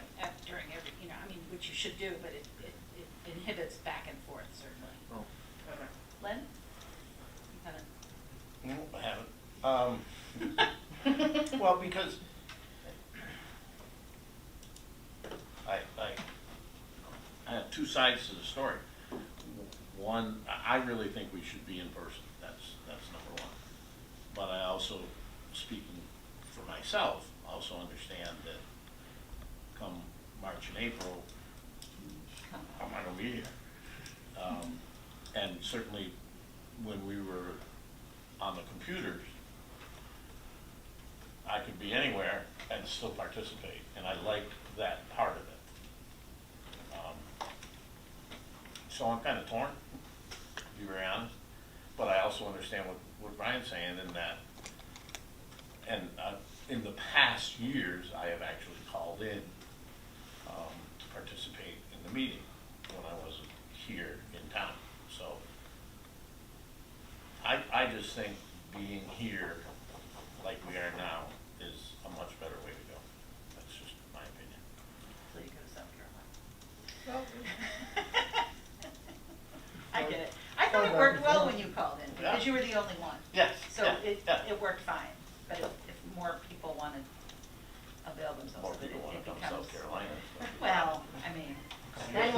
hybrid. Yeah. So we can all be in South Carolina. Well, we have a, Motion. motion on the table. I don't know if, would you be willing to maybe have it do January to March? Would you be willing to change your? Oh, absolutely. I only said April because I knew about Len's schedule. I'm fine with, Oh, that's Jared. true. Not I to really say thought that about that. the Len that I built my motion around you, I did not. I did not. I'm fine with January, yes. I Now- want to make that very clear. January through March is, yeah, I'm happy to So hear 3 on months. that, yeah. The 3 months. Well, and the other part of that is you have elections in March. And so I think it's really important. Oh, that's true, the first meeting in March is. Yeah, Yeah. it's a restructuring meeting. Well, could That really needs to. We did it virtually this year. I mean, Yeah. I made my motion in regard to this being a temporary solution for as long as masks are. I mean, who knows? We could find ourselves in an excellent situation by March, and you know, of course, we'll hope for the best. Maria, are you okay if we vote January to March? Yeah, instead of absolutely. April? Well, I know, but you seconded. Oh, right, I so seconded, I'm yeah, trying to yeah. do the right and thing Yeah, here. I said absolutely. Before I get caught on something. Okay, are there any other comments? Because we'll just take a vote then, I'm pretty much assuming what we're voting. So what we're voting on is a hybrid schedule from January to March and visiting schools as part of that at least once a year, November, December, April, May, June, you know, and the other months, and October, sorry. If you only need 4. Right, but you might want to do more. Yeah, no. But, so that's the motion, right, so So I'm going to. five is here, this building. Well, we sort of thoroughly said. So that's the motion on the table, January through March as hybrid, and then making sure that we visit all the schools at least once a year in the intervening months. And I will call that question. Please raise your hand if you support the motion.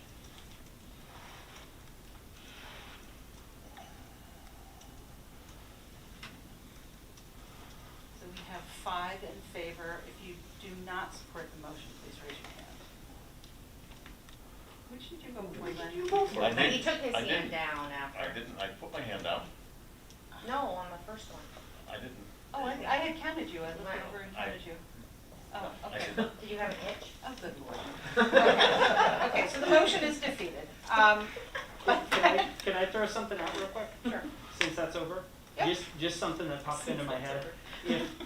If folks are really seeing a huge need for in-person, but we want to provide accessibility, I wonder if there's a way you could come up with a time that's a full board member get-together that's virtual, but there's no action planned.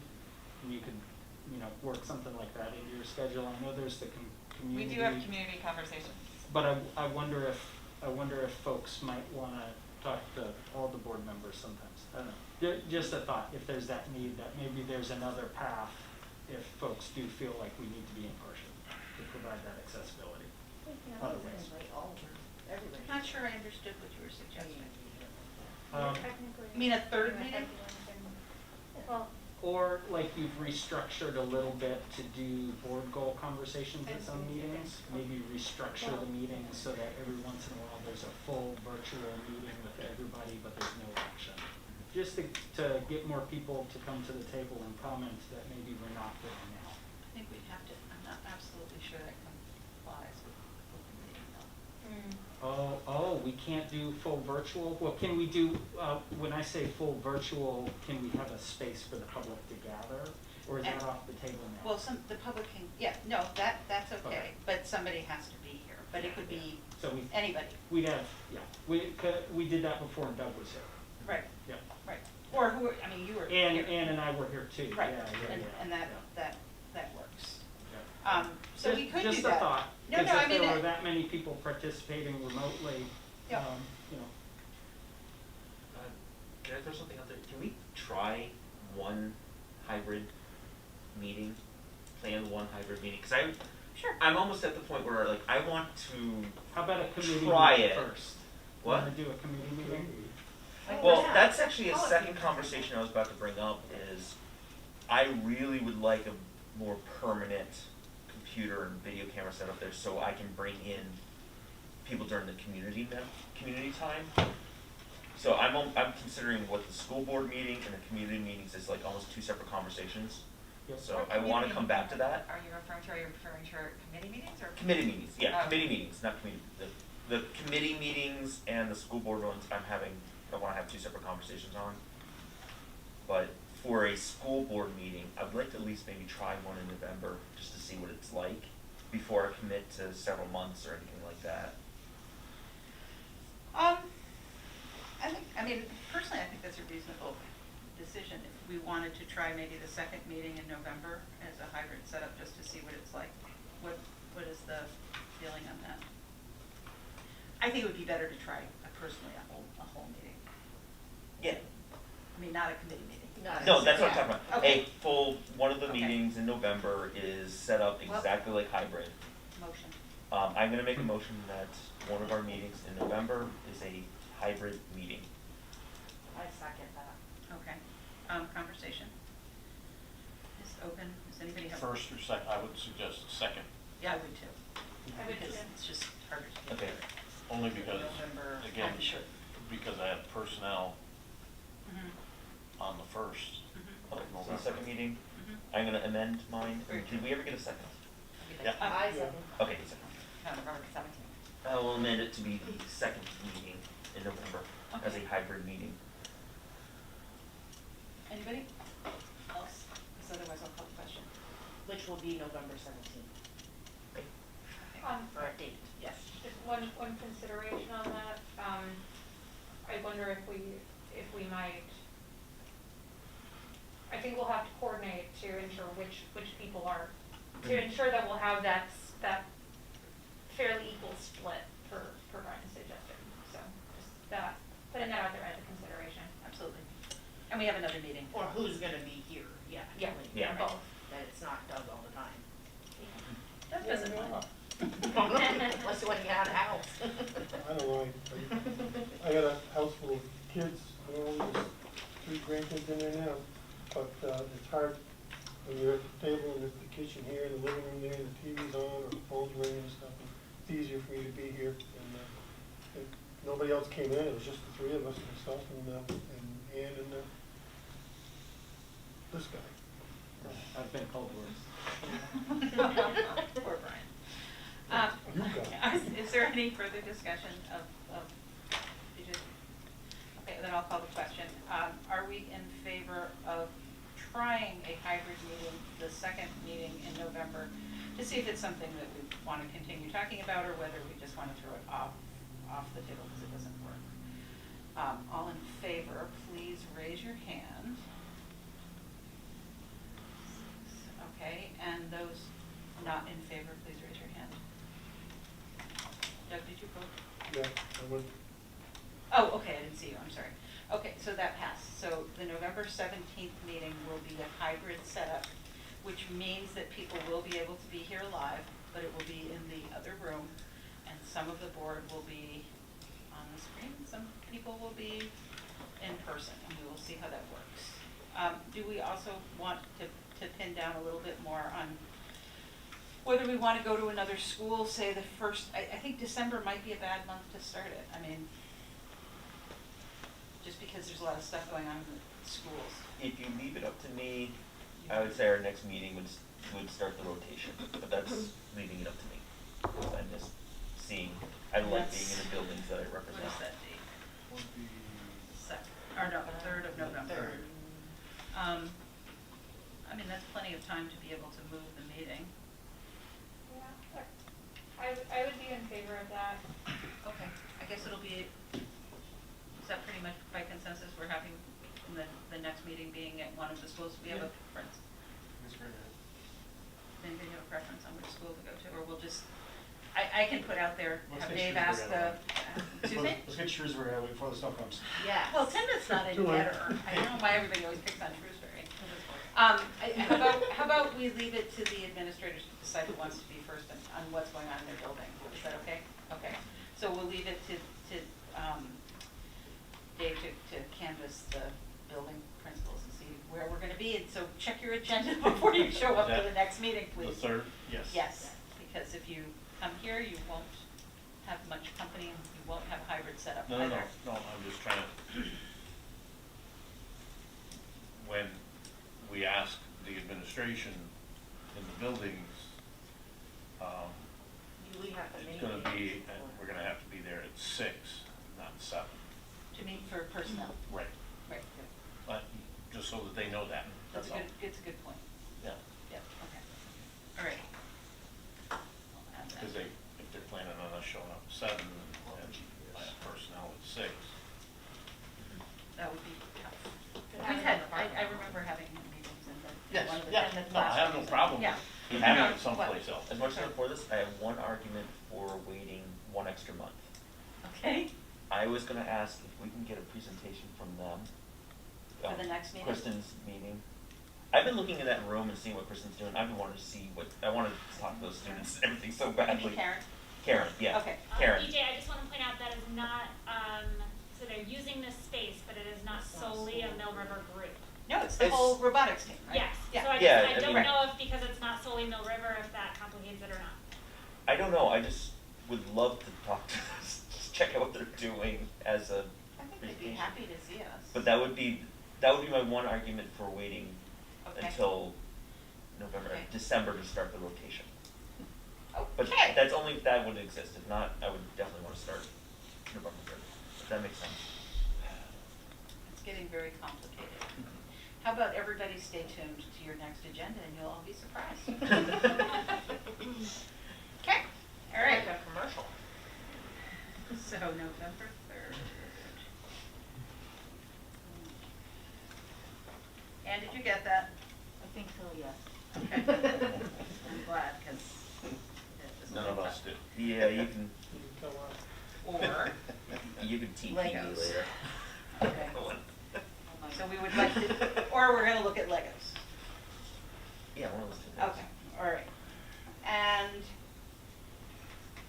I don't know if, while we're already, let's see, what else, why don't we get some more stuff out of the way before we start the conversation on the polls then? The next thing on the agenda is the VHI Visbit VSBA representative designation, and I put that on there. The VSBA is the Vermont School Boards Association. I'm on the Vermont School Boards Association board. So I'm volunteering to go, but I don't mind if anybody else would rather. It's gonna be a virtual meeting. It's their annual meeting. That's on the 4th and the 5th of November. So, you know, you're not going anywhere. Unfortunately, it's not Lake Morty this year because it's very fun. But to do that, that would mean that you are being the voting delegate for the votes on the VSBA resolutions and on bylaw amendments. And we're gonna address that next on the direction that we're gonna go on those. I sent them to everybody. So is anybody else interested in being that voting member? Because I'm not gonna be unhappy, I'm still gonna go to the meeting anyway. Nobody is volunteering. I can't make a motion to make myself the designated person. So Someone moved. else would like to do that. I move that we Okay. designate Andrea. I will second that. Okay. I mean, not Andrea, I'm so sorry, Andrea, Adrian. It's like, wait a minute. Okay. Yeah, I've been called I'll follow Andrea this many meeting times along in my so life, that I so remember it's what not, I'm doing. I didn't even notice, to tell you the truth. Sorry. Does anybody have any other, okay, I'm just gonna call the question. Are we appointing me to be the VHI Visbit and VSBA rep for voting on bylaws represented on the VHI? Okay, thank you. Now, did everybody read the resolutions and the bylaws amendments that are coming up? Because I obviously have my own opinions on these, but I'll vote our board instructions. Where is the?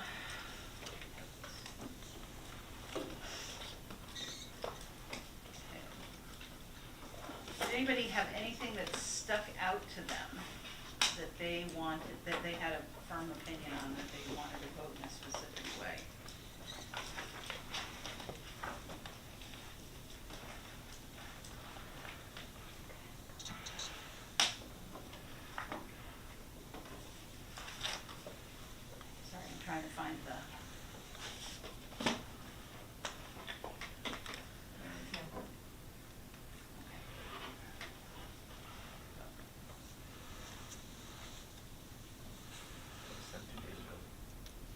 for Wednesday night meeting is the subject matter. Oh, there we go.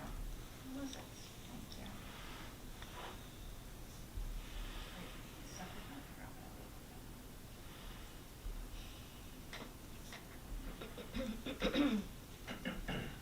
Okay, so we have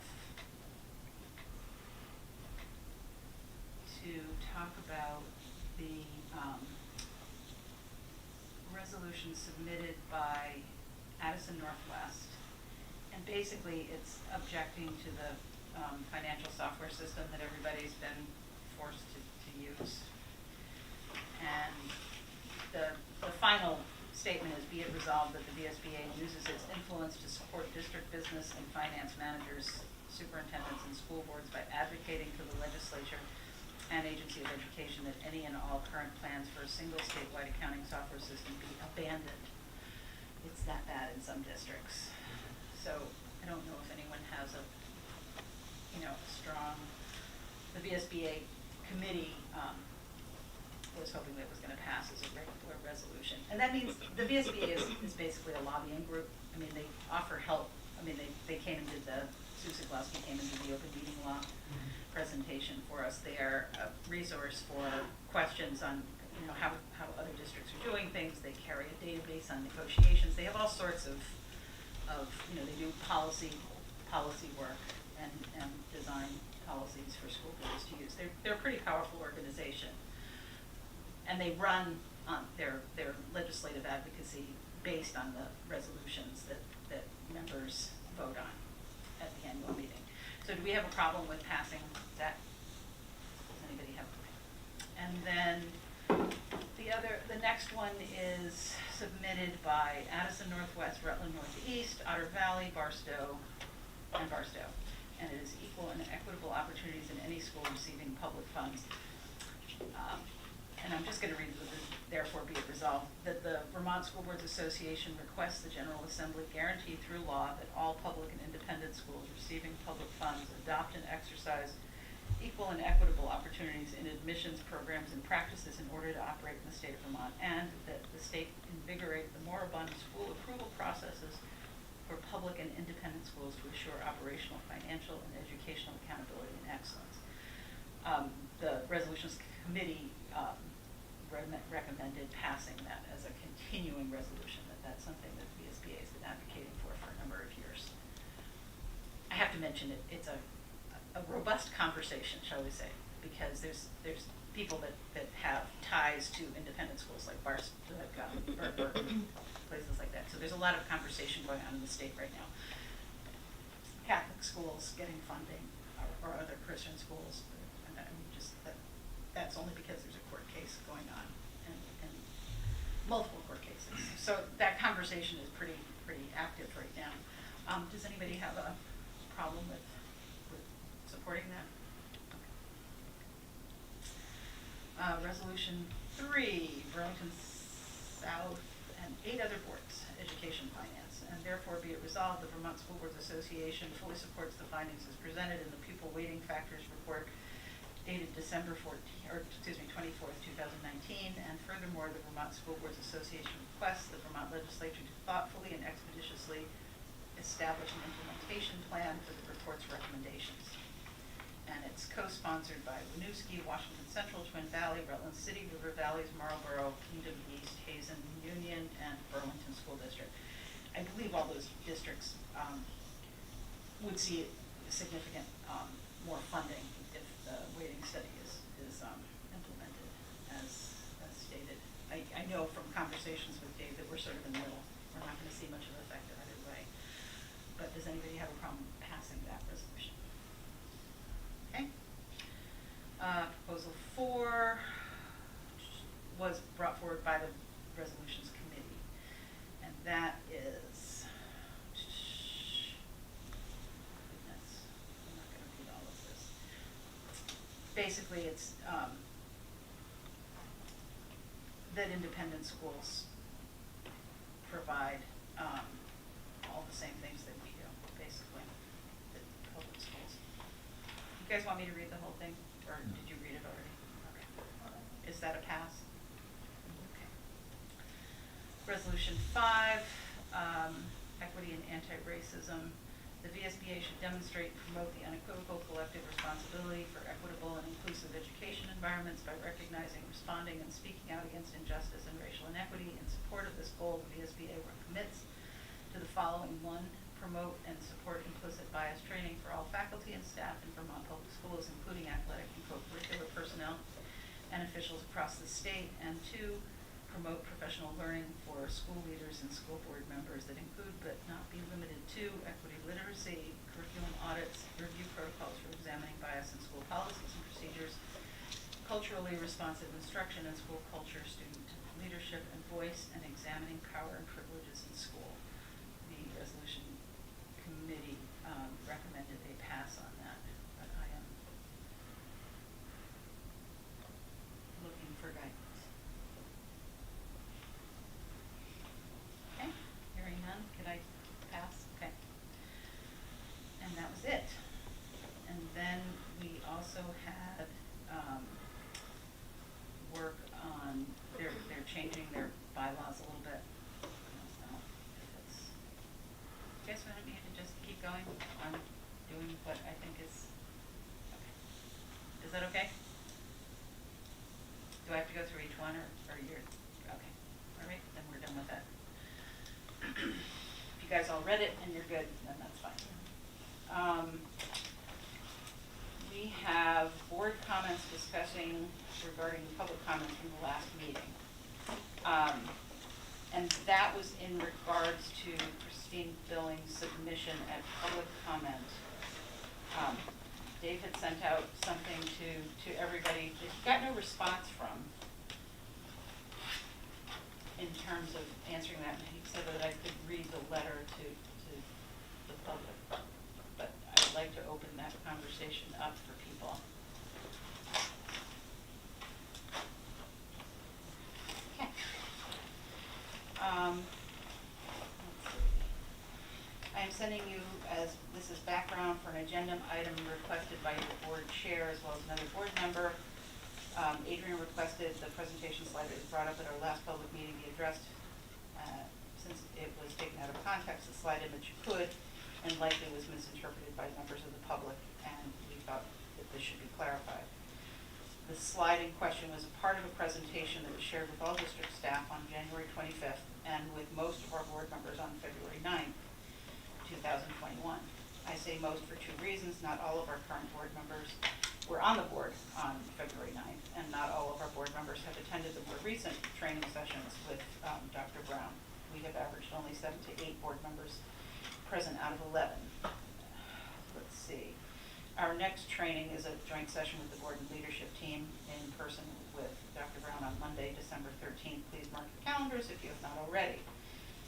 But in answer to the concern, the slide shared, which you were given a printed copy of, was part of an overview of the dynamics of cultural norms that exist in the U.S. That slide was part of a sequence of slides that connected aspects of American culture, and what the body of research in that field shows is a part of a culture that maintains status quo and the prominence of white cultural expectations over others, which is often termed in the literature as white supremacy culture.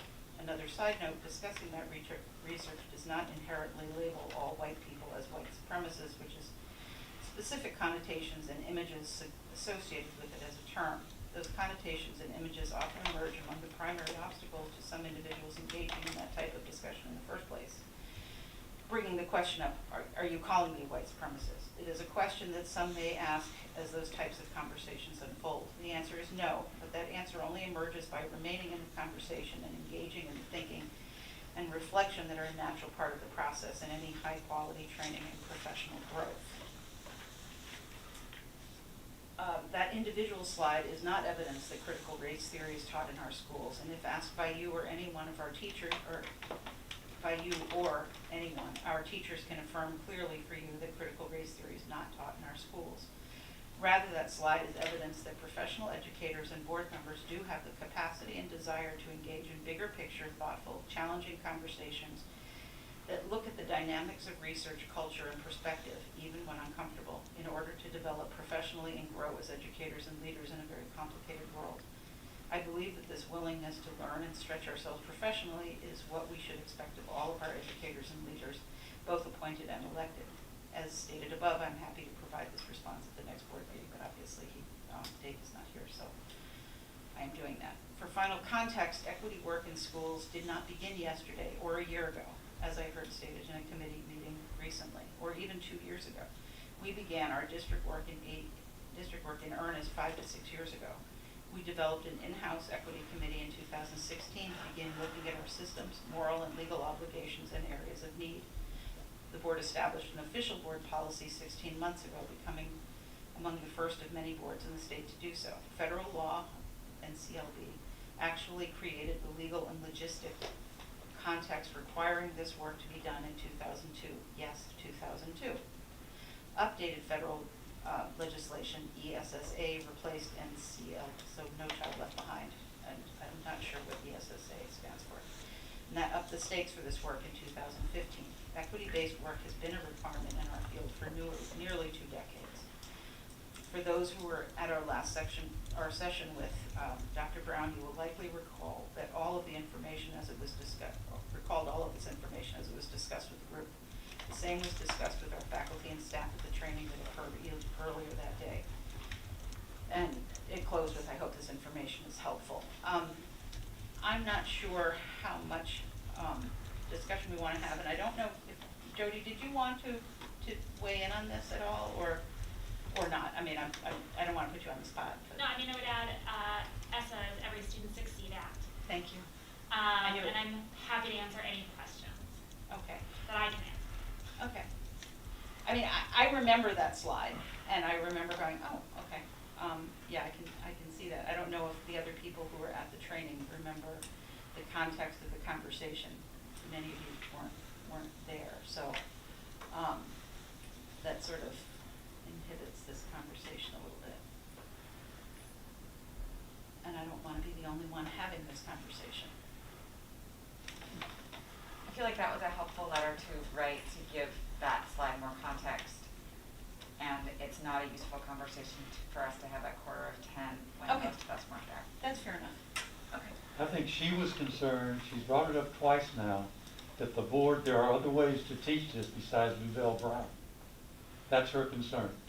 Yes. And through that context, or that lens, as we say now, of white versus black and the majority race, and if you're white, and you expect responsibility, and that's not the culture of other, all these things are out there.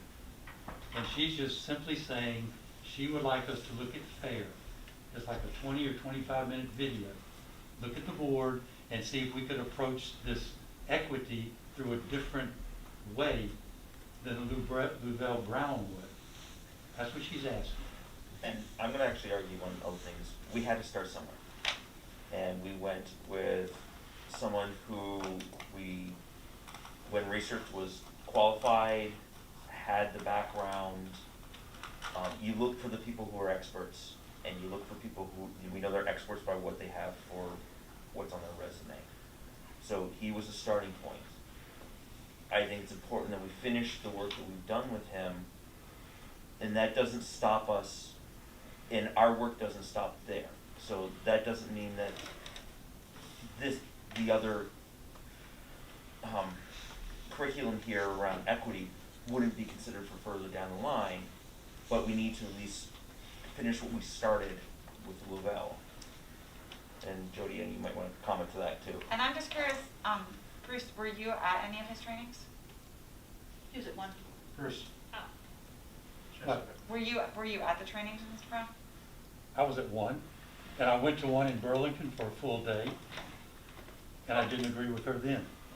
Maria asked, sorry. That was my question.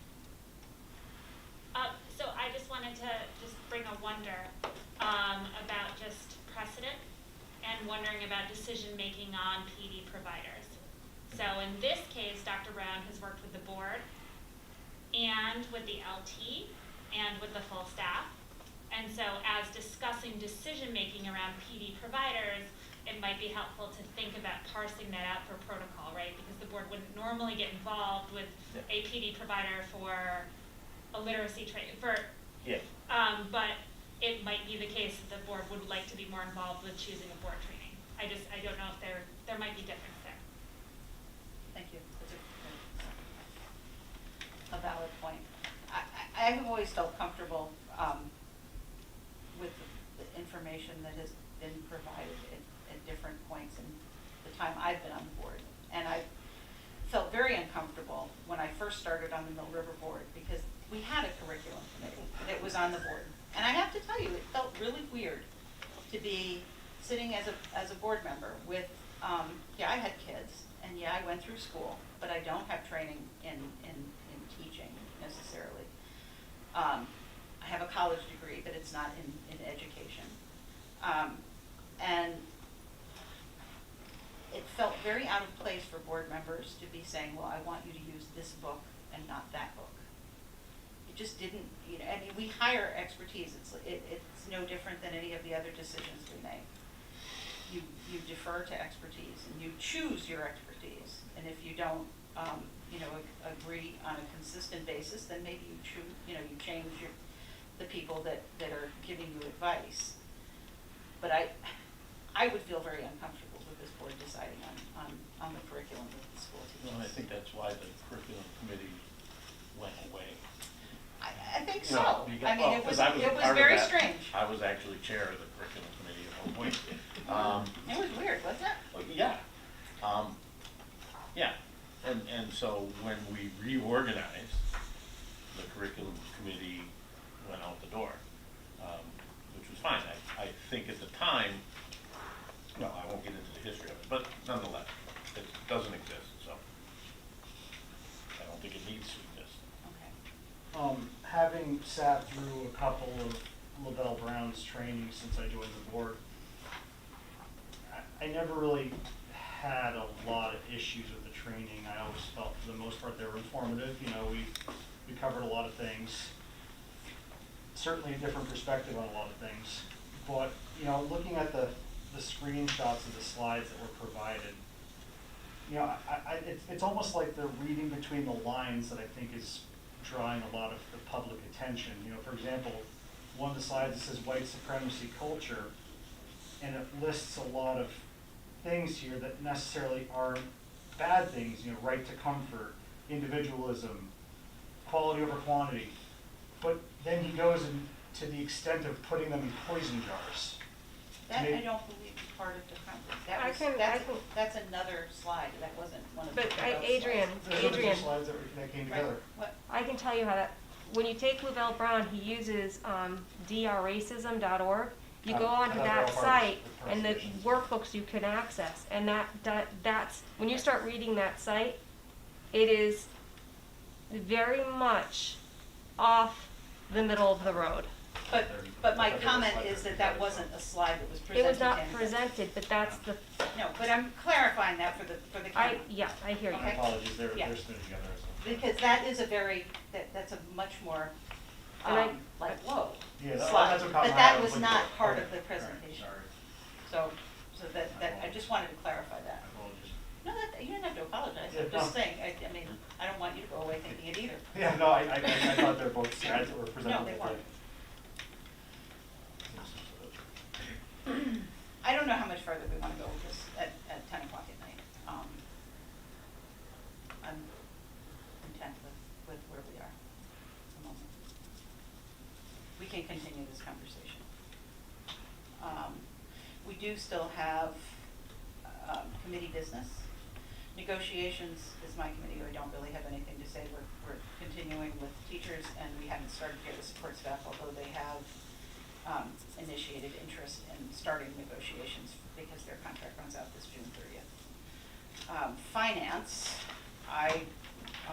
since Liz isn't here, I will bring up for our vote a bus payment apparently that needs to get paid for $12,899.02.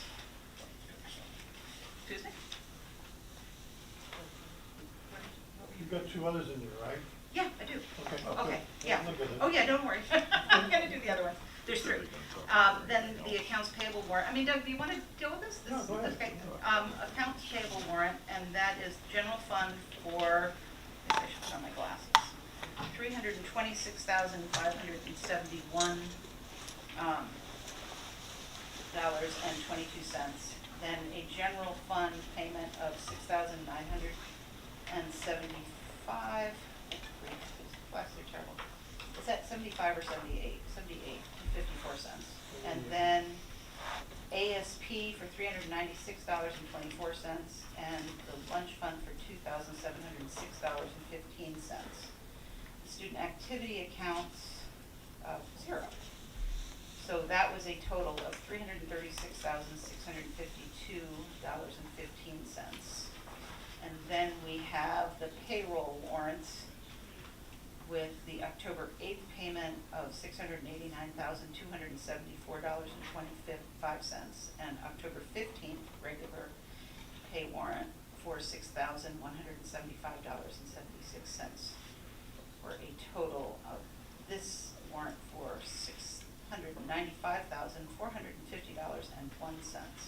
I did not total all of them together, but I would like a motion to approve the 3 warrants I that do were have a presented. total if you'd like. Sure. The total is $104,229.49. I'm sorry, let me do the other number. $104,500.11. My bad. What is that for? That's the total of all 3 that you just read. It has to be more than that. One of them was for $695,000. Okay, so we're gonna vote on all 3 warrants. Let's do that, yeah. That I read. This is gonna be part of a computer, I swear to God. Did you have any comments on the, No, did everything you was fine, review? everything seemed to be fine. Okay, good.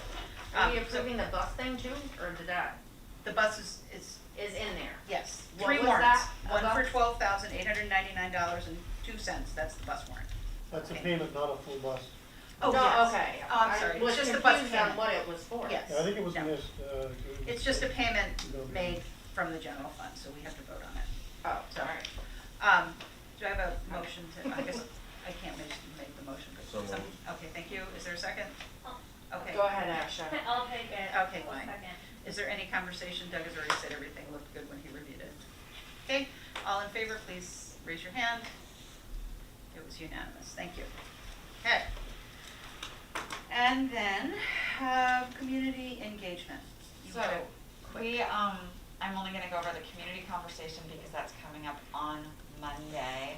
And the people scheduled, and that conversation is, again, it's not a business meeting, it doesn't take any action, it just is an opportunity to discuss things that are going on in the district that the board is aware of, or decisions the board's made in the past and where those came from, or information that people are looking for that they're not quite sure where to get.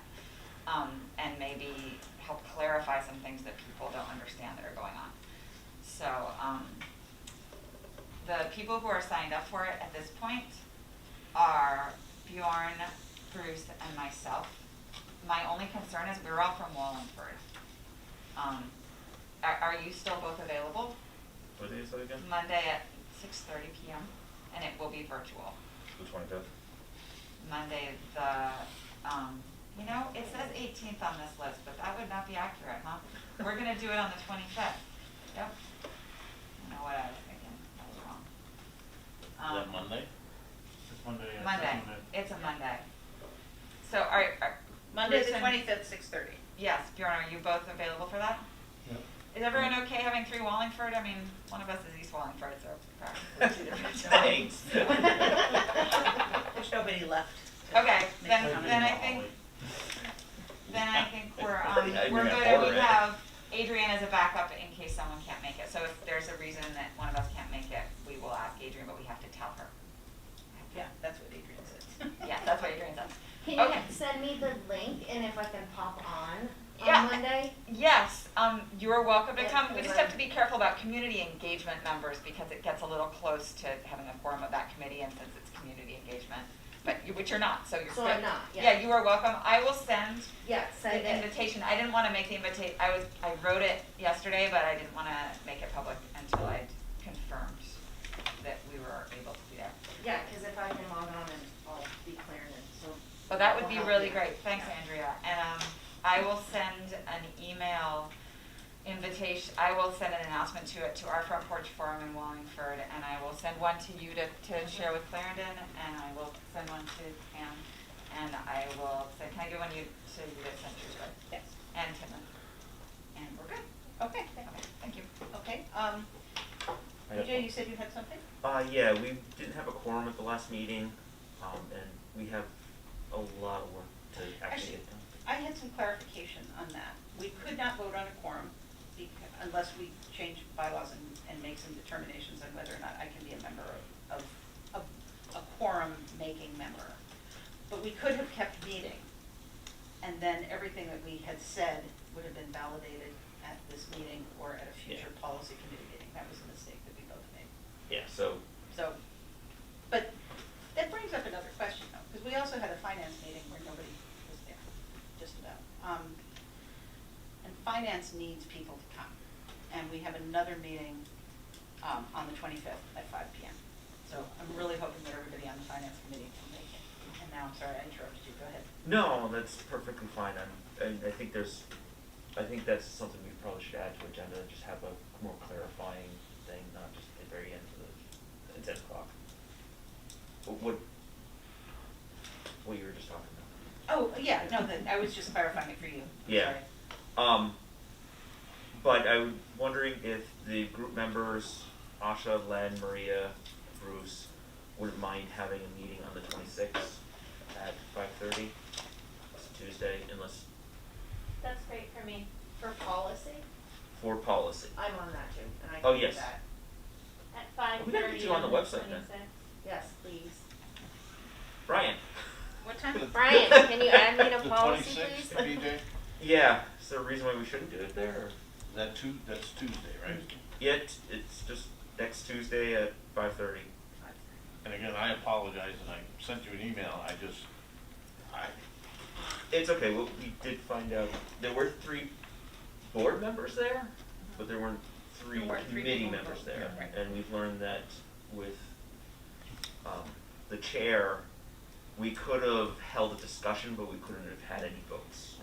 You know, I apologize, Carrie, I had a work con. I know that it's- had me up in Burlington. It's okay. Just one of those times where I just forgot. Yeah. I couldn't move my head. Was it 5:30 that we're doing it? or- Yeah, 5:30. Okay. All right, so that was done. We are on transact other legal business. Does anybody have any other legal business that we haven't already talked about? Since we seem to have done just about everything under the sun. Were you gonna talk about the ad hoc committee? That was going to be under agenda building Okay, good to know. and board goals. and board goals. Okay, so nothing under transit. So agenda building, I wanted to put in, the ad hoc committee that we absolutely just, I would have tried to do it tonight, but it's just too We late. have to do that. I We did- agree. This came up this came up a month ago, first meeting. Bruce, do you have an example of an ad hoc? If people want to stay, we can do it tonight. We put it off. We for have 4 2 ad meetings. hoc committees. We do. We do. Okay. I'm not gonna force people to stay here. If people would like to stay, we can do it.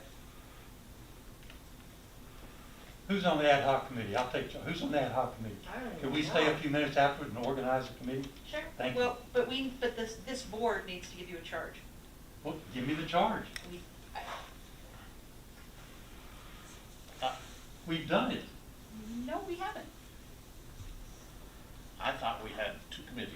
We have 2 committees, but we need to give them a One- task to do, not one- just an one- open-ended. One was Matt, was chair, For the which was inclusion. looking into The inclusion. the other Yep. things. Mhm. And then Bruce was chair, looking at why students are leaving the school. That was the day. But I was not the chair. I just brought up the motion. Can we clarify, does everyone know if they are members of those committees? Do we know? I volunteered. Yeah. I'm perfectly happy to stay. If we would like to do the charge for the committee that will be looking at why students are leaving, I personally would like to make the charge broad, so that what we are asking of that committee, that they request, I mean, this is my suggestion, that the committee request that the administration, through whatever office has lists of students that have left over the last three to 4 years, that a very simple survey go out to all of those families, maybe even kids that have come into the district in that same 3 years, so that we get a very broad answer as to why people are coming and going. We might not get people to answer, but we absolutely have to have it be a relatively blind process with non-pointed questions, because if we want answers that mean something, they have to be very not pointed in a single direction. And that's my suggestion. And I'm willing to get other conversations out there. I'm gonna add a different approach to this. I'm definitely not comfortable asking families why We don't they're, have an answer. well, I know, but I think it would be, I would rather hear the feedback of families who've left, what they think we could improve, as opposed to why they left. So it's almost a different approach to. We've asked the same question. Yeah. But you know, that, even that one question implies that they left because there's something lacking. Mhm. Not necessarily. It They may implies have that. left. But it implies that. What could we have done for you not to leave? Well, you don't word it that way. No, but what I'm saying is, it has to be very carefully structured so that you don't put people in a direction of answering. I mean, I know when I get a phone call, Yeah, and somebody's saying, exactly. so, you know, and they ask some question that there is no way to answer without sounding negative about whatever topic they want to find out your answer. I want to be careful that we are asking everybody. And that includes the people who said, hey, we moved. You know, my husband got a job or I got a job in, West Rutland, we decided to move to Ira or whatever. I mean, I think you have to ask everybody. And you have to, and you could just say, moved, dissatisfied, I mean, all of those things can be options, and just have people answer. Oh, go ahead, BJ. Yeah, no, the person I'm uncomfortable asking questions of is the one who got evicted from their house. Well, they moved. They don't have to say. I know, but that's why they moved. So that's why I don't want to ask why. I want to ask. Oh, well, I think just saying you moved. Did you move out of the district? How about that? It can be. Something like I mean, that. that's when we're looking for a charge for this committee. Mhm. I just want them to be very conscientious that why may be a very personal thing, and gaining feedback as to how we can improve is a more positive approach to our So- school system. I wonder if it isn't there's more than one question, I think once we get out front and simply find out why someone left, then if they say for example, if they say that they left because they were dissatisfied with something at the school, then that's a great opportunity for us to ask, what could we have done better? I think that we do need to have that chain of questions, so that I'm with you, so that we actually can take something away from it, rather than, oh, look, these people moved, these people didn't like it, these people, Right. So we can do actual data that can give us something to work with, so we can actually implement, So do we want the committee to write the question and then have them reviewed, I think, before they get sent out? Is that? Sure. Didn't David send us some information? He sent some stuff. Yeah, he sent some stuff, and it was stuff, from talking with him, it was largely, it sounded like it was largely from talking to the front office staff about what they heard, why the person left, in that there is no actual documentation. Okay. Yep. Okay, that's what I was. For it. Yeah. Yeah. Is it Brian's raising his hand, he might have to know better. The documentation that we would have would be, sorry, William. The documentation that we would have would be when students exit, we code it a certain way for state reporting. So we know if they go to homeschool, we know if they transfer to another school locally, we know if they go to a private institution. So some of those things we do have. I think I saw that data, and I think that's generally what it was saying. So Some kids just sort of disappear. you know, that doesn't happen too frequently because we get records requests when they end up somewhere else. We do have a code for that. That would be basically absence unknown. They just don't show up for 10 days. But that doesn't actually happen too often for us. We generally do have a sense of where they land. So.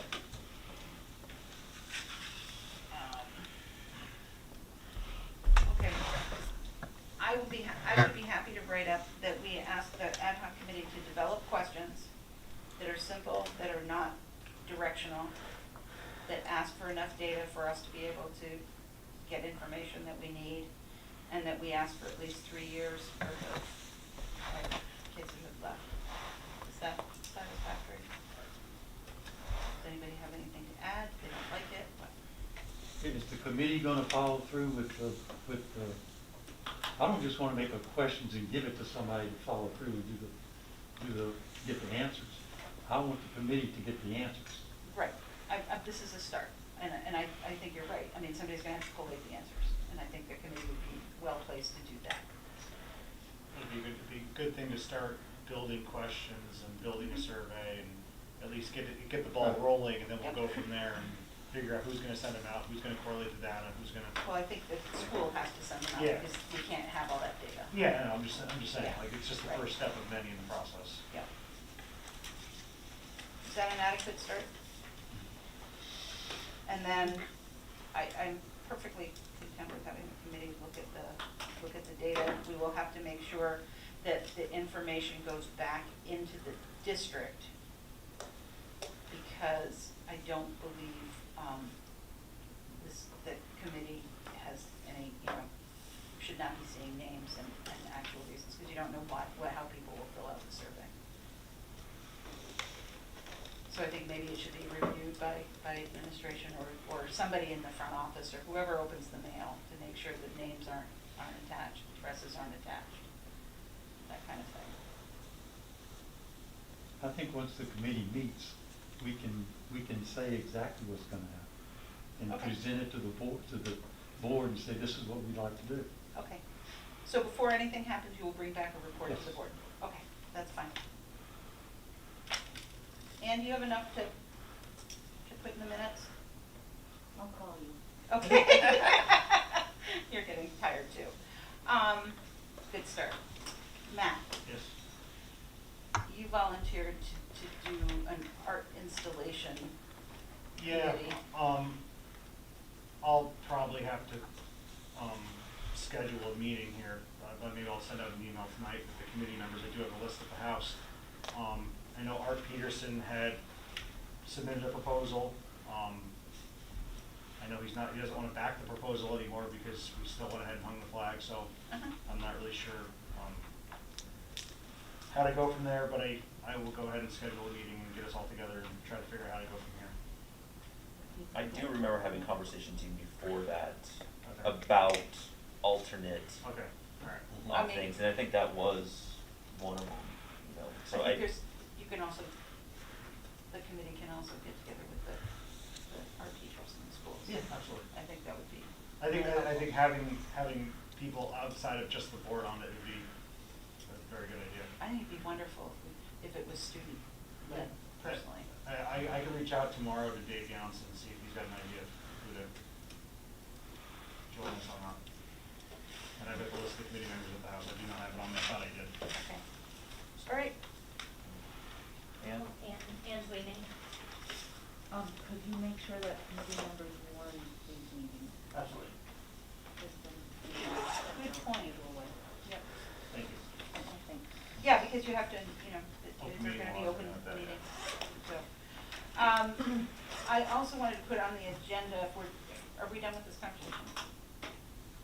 Okay, I'm not saying anybody. would like to add to the agenda for the next meeting that we come back to addressing an inclusion statement because that's been lost in the wayside. And I'll bring some examples next time that we can hash out or get rid of.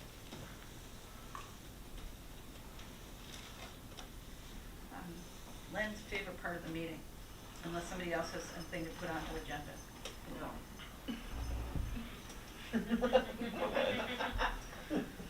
Come on, Lynn. You're good at it, come on.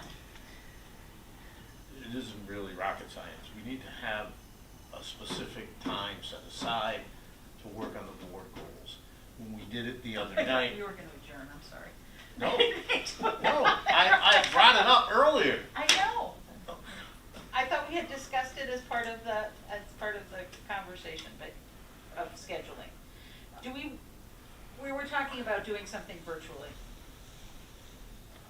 Would this be, Len, are you proposing that we continue to have that one working meeting a month, but also supplement where? You need to have something else. At the meeting that we had, the last meeting, when we talked about, we did letter C, under number 2. No, it was hard to get started. I'm with you.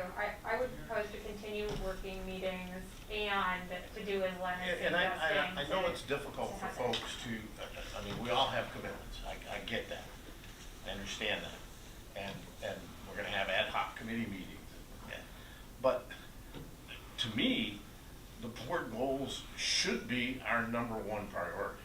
Do you have a date you want to suggest? I don't have a calendar. Pick a date. I don't care. Well, are we talking about a Saturday? Do we want to try and get together on a nighttime? I mean, the last time when we tried to find a Saturday, we were out in the end of November. I know that Liz had stated that she prefers, I believe Liz had stated that she prefers weekends, but Matt, our understanding was that weekends are challenging for you. They are. That was what we were sort of weighing, and obviously we wanted to have everyone as possible. Well, you guys give me a date, I'll try to make it work. I just sold my business today, so could be unemployed, so. A hotel economy. Congratulations. Yeah, congratulations. Yeah. Right, just come down off the mountain, not be So up we there can anymore. easier for me. I'll hang out at the store. There we go. Get a good fruit copy. I mean, we can look at Saturday the 6th, Saturday the 13th, for 9 to 11. We got a lot done on the Saturday morning. I can't do the 13th, I could do the 6th. About the 6th. 6th is good. We just started a job. Andrea can't. Oh wait, you're working at the store that day, right? Yeah, I You have cut it out. your weekend through. I could also do the 20th, but I don't know what, Thanksgiving's the next week, but on the tail end, of course. Yeah. Can we do the 20th? Everybody do the Yeah. 6th? I can't. You can't do the 6th. No. So what is it? The 20th? I can plan out.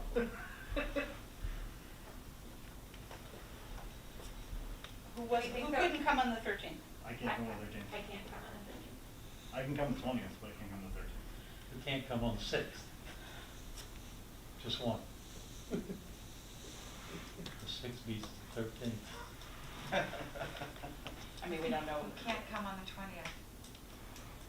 I'll be available on the 20th. I have to ask my boss for the morning off. Just call in sick. Yeah. Text me later. Okay. So 9 o'clock on the 20th, we'll meet here. Thank you. Sure. Are we blocking like 9 to 12, but knowing my son will be hunting, so I'm just trying to think. Did we do 9 to 12 last time? Yeah. Did you? That Okay. worked. Okay. All right. Maybe we see how far we get with that, plus these continuing. Plus we'll have the other one, yeah.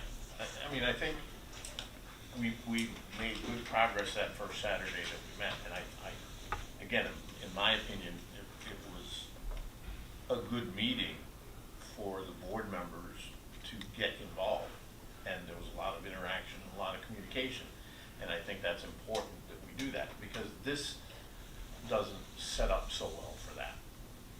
Well, there's just too much other stuff that comes in. Yeah, right, and so, you know, I think the more. Okay. the ad hoc committee. Do we have any other agenda building items that we need, or other legal business or anything else? We have no executive session. That being said, I will call for adjournment. You guys are all in agreement. Yep.